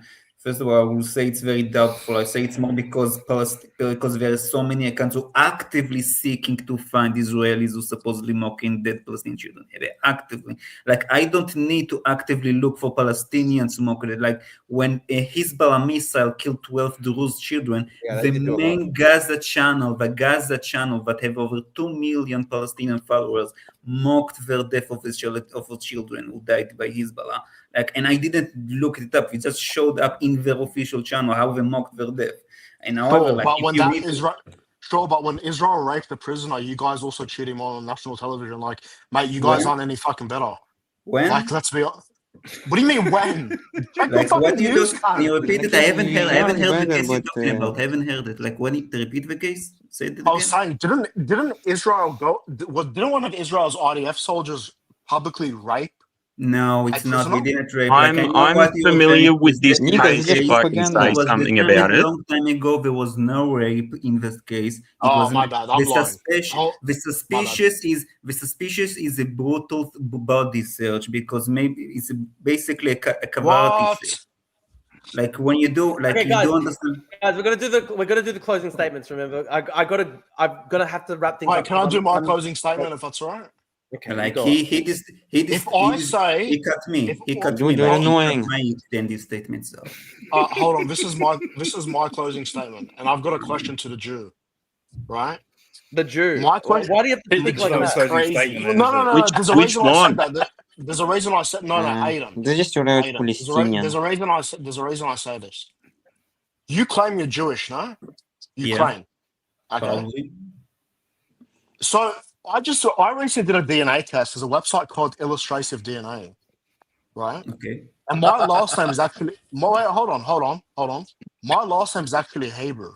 We both know that's true, right? I mean, it show DNA can show genetic closeness. It doesn't necessarily Hold- show Yeah. genetic Hold on. lead. Oh, Hold on. I want to be trusted in that, mate. I Oh, mean, my hold name on, is hold Dude, on. Luna. where's your funny little hat, huh? Listen, my last name is quite literally Hebrew. It's not What's the Arab. name? Hurry up. Hananiah. No, Right? it's Hananiel. Hananiah. I Or mean, because you guys many can't pronounce Christians H, have so you say it's Hananiah. many it is a Christians quite have many common Christians name have among equal names, so I Christians. don't understand how it's My strange. point, my point being is, so you claim you're Jewish, right? Yeah. But by definition, because you automatically reject the premise of Christianity, right? Doesn't that mean I'm technically Jewish? What? Like because Hang I'm on. All right, not I'm just gonna Christian, jump in therefore here I'm not quickly. Jewish? How Drew, look, it's been exactly? fun. We should do this Is your regularly. argument that This whole line Aiden of thing is is retarded as Aiden fuck. Come Have on, fun, No, let's no. guys. Have a finish good it up night. for Be Drew. safe. Finish it up. Hey, Drew, Like, would you like my you're- finishing statement? Because these guys will not Okay, shut let's up. do it. Everyone do a finishing statement because I'm Okay, getting very my tired. finishing, I'll go. my finishing, no, my finish. Hang on. Australian Let me do my bushman. You finishing don't know statement, that, and I'll mate. shut You're up. not part of the Arab world. My finishing Right, statement is no on interruptions. Sunday last week, you gave up all your chances we've ever given you. From now on, we're kicking every single one of you pricks out. We're tightening our immigration laws, and there's not a damn thing you fuckers can do about it. That's my finishing statement. Are you saying that about all Muslims? Not you, Drew. Wait, no, sorry, I didn't hear you. Not What were you all saying of them, before? obviously. Okay. Any of you give us trouble, we're kicking you out straight away. We're kicking you out straight away. Look, If I any of think us gives you anyone any who trouble. hates If that means sending a Qantas plane into the middle of the ocean, that's what we're going to do. I don't care. That's what we're going to do. Not our problem anymore. Base. including I'm over it, mate. We've tried to be nice since the 80s and the 90s, and it just keeps bringing us troubles and troubles. So You're base. Does that include children? Does that include children? By the way, I actually want to say my closing statement. I actually want to, I agree with bloke. What's his name on top right, or top left? Sorry, because even if God forbid this didn't, this shit didn't happen, right? This doesn't solve our whole, housing crisis situation. I've studied property economics at uni, right? And I'll tell you this now, right? Obviously, mass immigration isn't helping. We have to build 1 million dwellings by 2029, right? So obviously, I'm 44. I'm 44.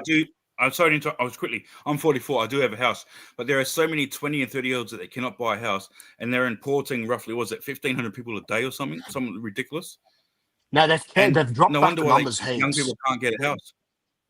They pulled back the numbers heaps, but regardless, bringing in a lot of people and having these regulations on constructions and dwellings, it doesn't help.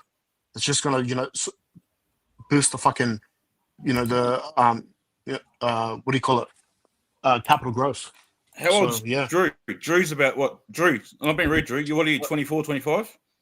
27 in June. 27. You wouldn't be able to afford a house, would you, these days? Nah, no way. No fucking way. It's impossible, man. No, that's what I mean. So it's ridiculous, man. Like we got to stop immigration until we fix the housing crisis. Anyway. Yeah, but it's not just immigration. It's also the government It's also the government of fucking to get an approval for a house to Bro, DA your approvals and mic whatnot. sounds fucked, bro. It's my AirPods. I was saying that even to get a DA approval to build a house is pretty fucked. It's not just the government. I'm going to say my closing statement. I want to say, God bless, boys. What happened on Sunday was an absolute tragedy. I think we need to come together. And yeah, Christian, Muslim, Jewish, we all need to come together. Enough's enough. It's, yeah. Yeah, no, well said, All right. well said. God bless, Is there boys. anyone, God bless. anyone else want to say something before we head off? I mean, No, that's pretty much it. Christ is king, All right. boys. God bless. All right, God look, bless. Kings, thank you. Look, it was interesting. Take I thought it care, was very Drew. funny Take care, Drew. See you, mate. Thank you. I think it was very funny. We had a Lebanese guy, we had a Palestinian Christian, we had an actual Israeli, we had an Australian Zionist, we had some very right wing people, all debating Australian at Catholic. once. Australian Catholic. Yeah, very fascinating. Very fascinating. Yeah. the link up. But anyway, guys, everyone, thank you for tuning in. Yeah, Stream and for at the 3 hours start we straight. had that stupid retard anarchist guy, Jamie. Oh, that, the anarchist as well. utilitarian. That was I very mean, it was entertaining as well. it was quite retarded when he said, "Oh, you can't criticize Israel," and then automatically, when I asked for example, he said, "Oh, I can't do Roman salute publicly." Like, how Who was the it's- guy who said the Roman salute thing? Was that the Richard Hanania guy? I think it was a Palestinian Christian guy. Yeah. The Palestinian Christian guy. He wanted to do the Roman salute. Very funny. Like, Very like, funny. like I mean, the if Jamie this guy is is your most first retarded. Like, example of criticizing Israel, I mean, he said that he'd be okay with rape, you know. Oh, the anarchist guy who said he'd be okay with rape. Yeah, we had some amazing opinions in the chat today. Yeah, that nigga anyway, is most guys, retarded. yeah, it was beautiful. All right, guys, thank you. It was interesting, and I'll see everyone probably tomorrow for the stream. Got my graduation in the morning, so see you next all time. right. Bless you all, guys. Thank you so much. All right, cool. Have a good night.